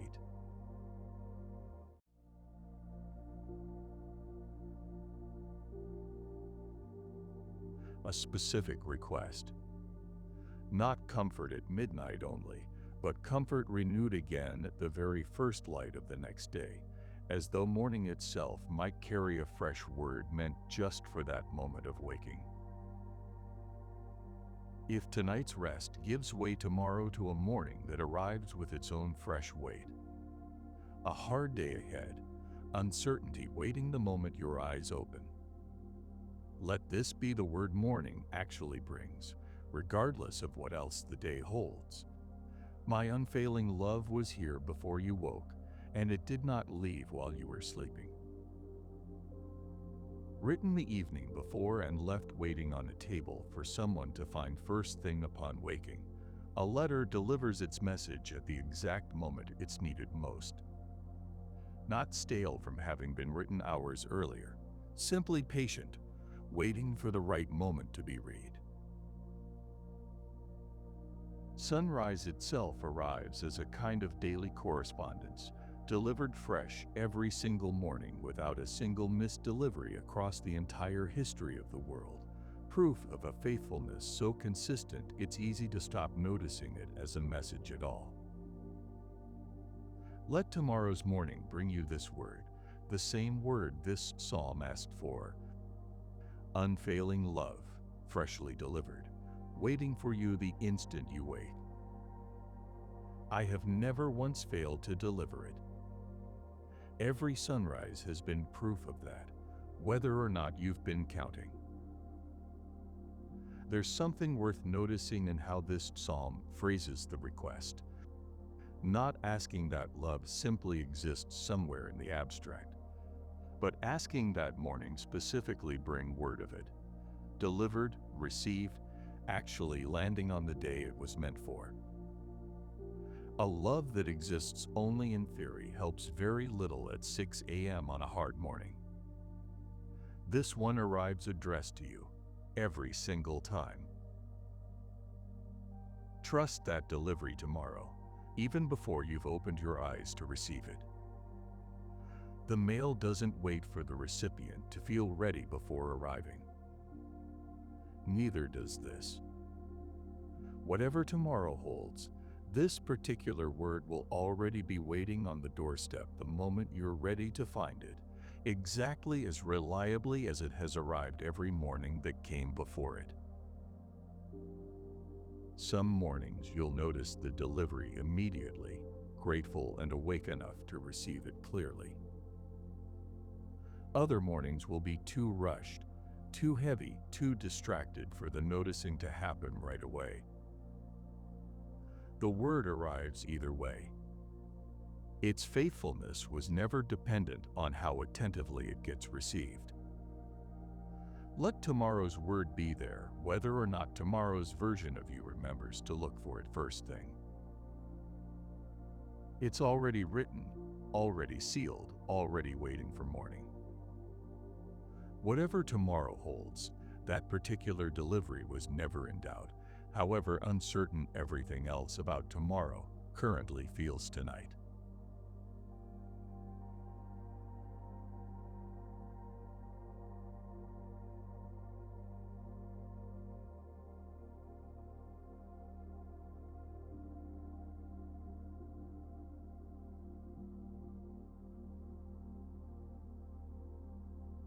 Then the people of Israel celebrated the dedication of the house of God with joy.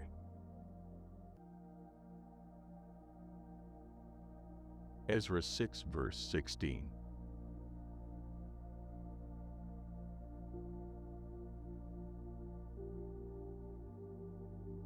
After decades of delay, opposition, and a rebuilding project that must have felt, at multiple points, permanently stalled, the temple was finally finished.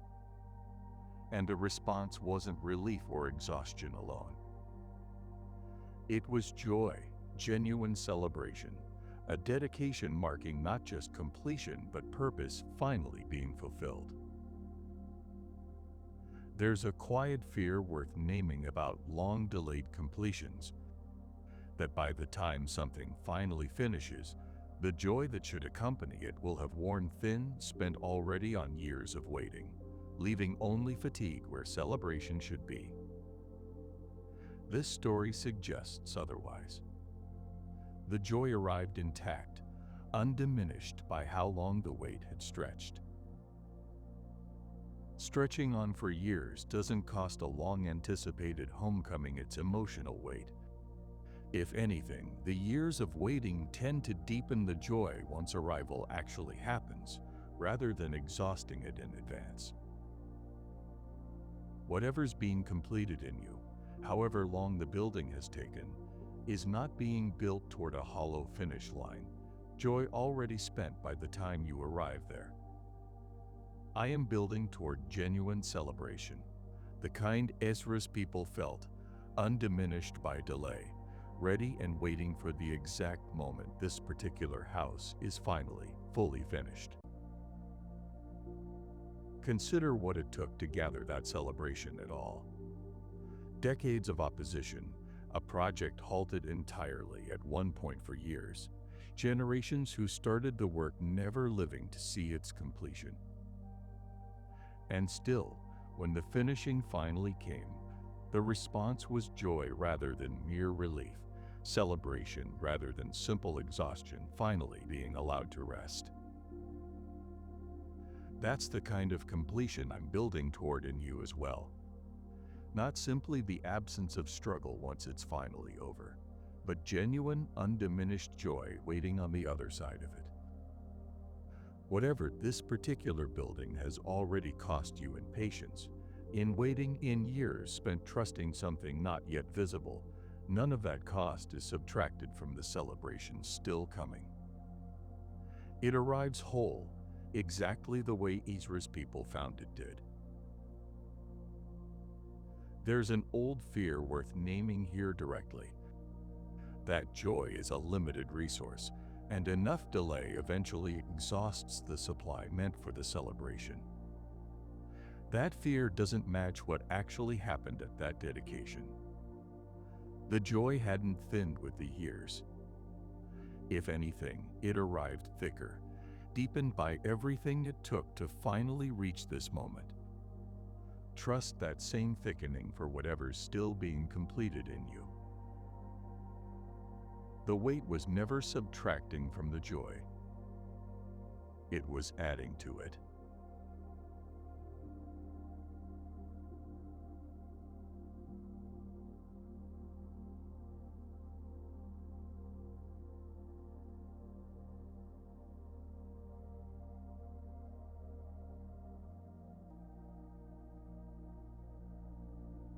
The rain came down, the streams rose, and the winds blew and beat against that house, yet it did not fall, because it had its foundation on the rock. Matthew 7, verse 25.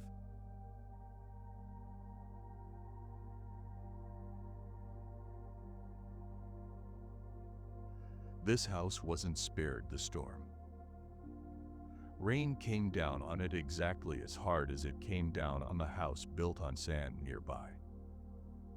The difference was never whether the storm arrived. It was what was underneath when it did.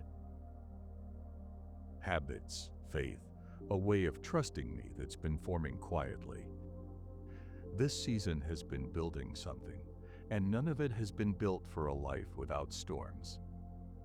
It's been built for exactly the storms that are coming, so that when they arrive, as they eventually do for every house, what's underneath actually holds. For as long as the weather stays calm, a foundation's quality remains invisible.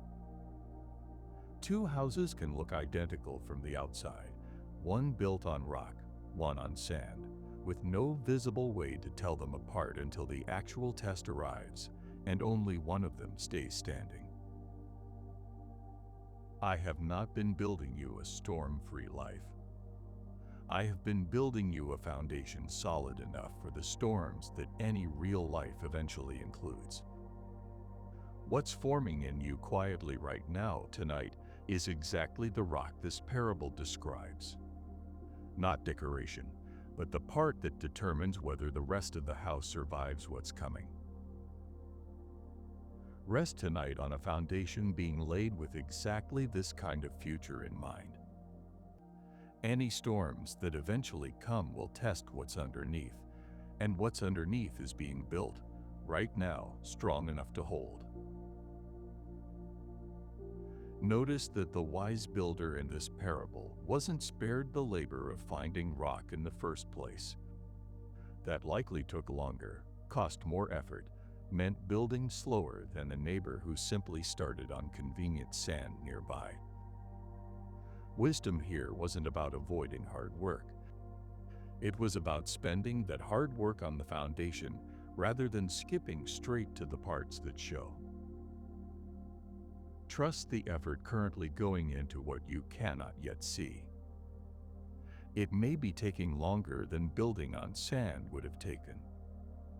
It is also the exact reason this house will still be standing long after a faster, easier version would have already come down.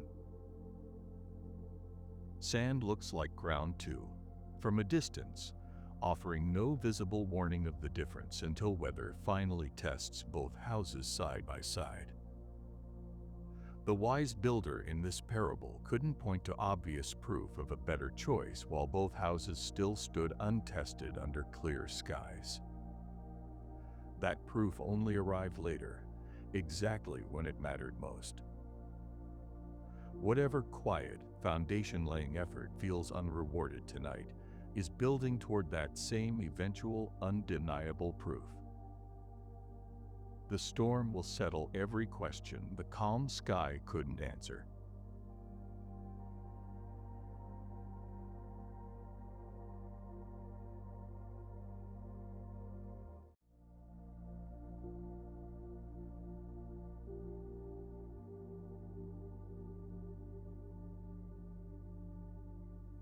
For we are God's handiwork, created in Christ Jesus to do good works, which God prepared in advance for us to do. Ephesians 2, verse 10.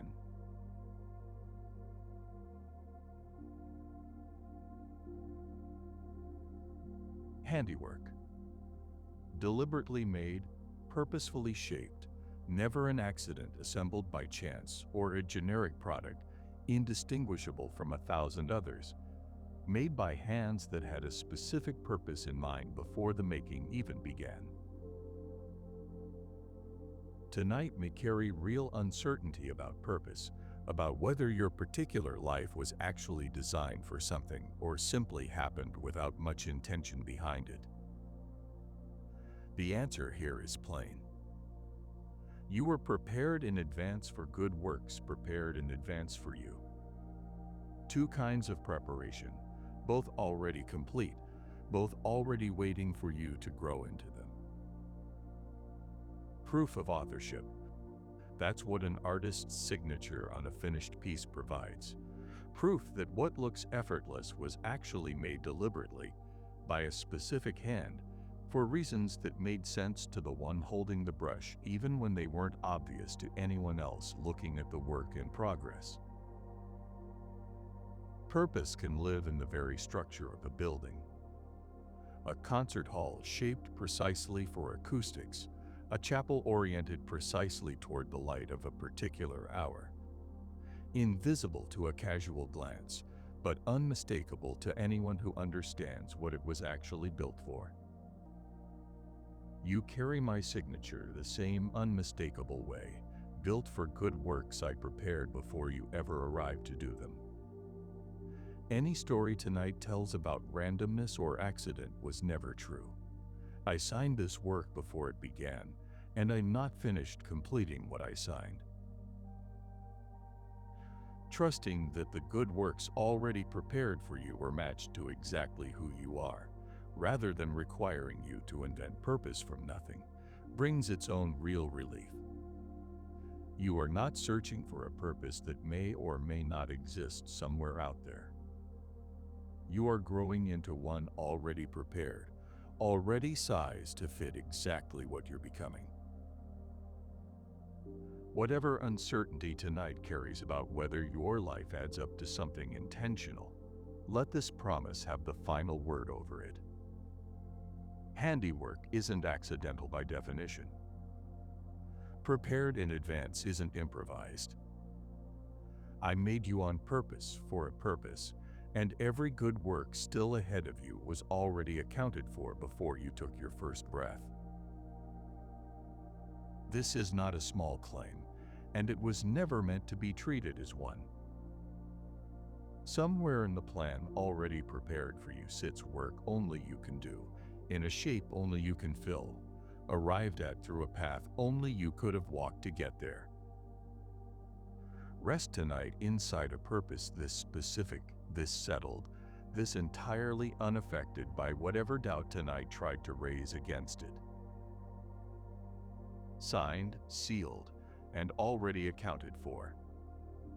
The rest is simply living into it.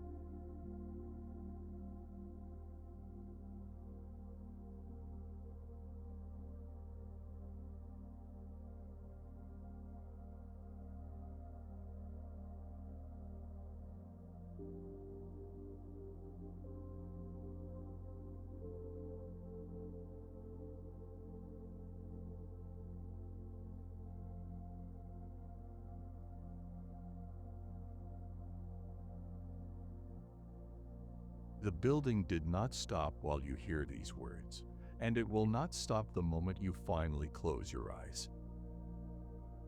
Every quiet hour of this night has been part of something under construction. A house, a wall, a foundation, a life, built by hands that have never once grown tired of the project. You do not have to stay awake to keep this going. The seed grows while the farmer sleeps. The stones were cut long before they arrived. The dew gathers without an audience watching it fall. Every movement of this watch, from the first foundation named to this final blessing, was building toward the same simple truth. Nothing about your life has been left to chance, and nothing about tonight's rest interrupts the work still underway. The valley of bones is still hearing. The wells are still clearing.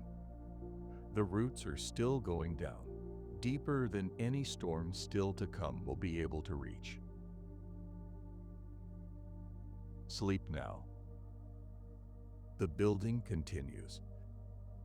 It always has, and it always will, until the day it finally stands finished. And even then, I will not be far from it, because I never once left the building unattended, every hour accounted for, including this one. Wake tomorrow into a house still standing, a wall still rising, a life still being carefully, deliberately, lovingly built. Not by your effort alone, but by hands that were laying stones in you long before you ever learned to notice the work.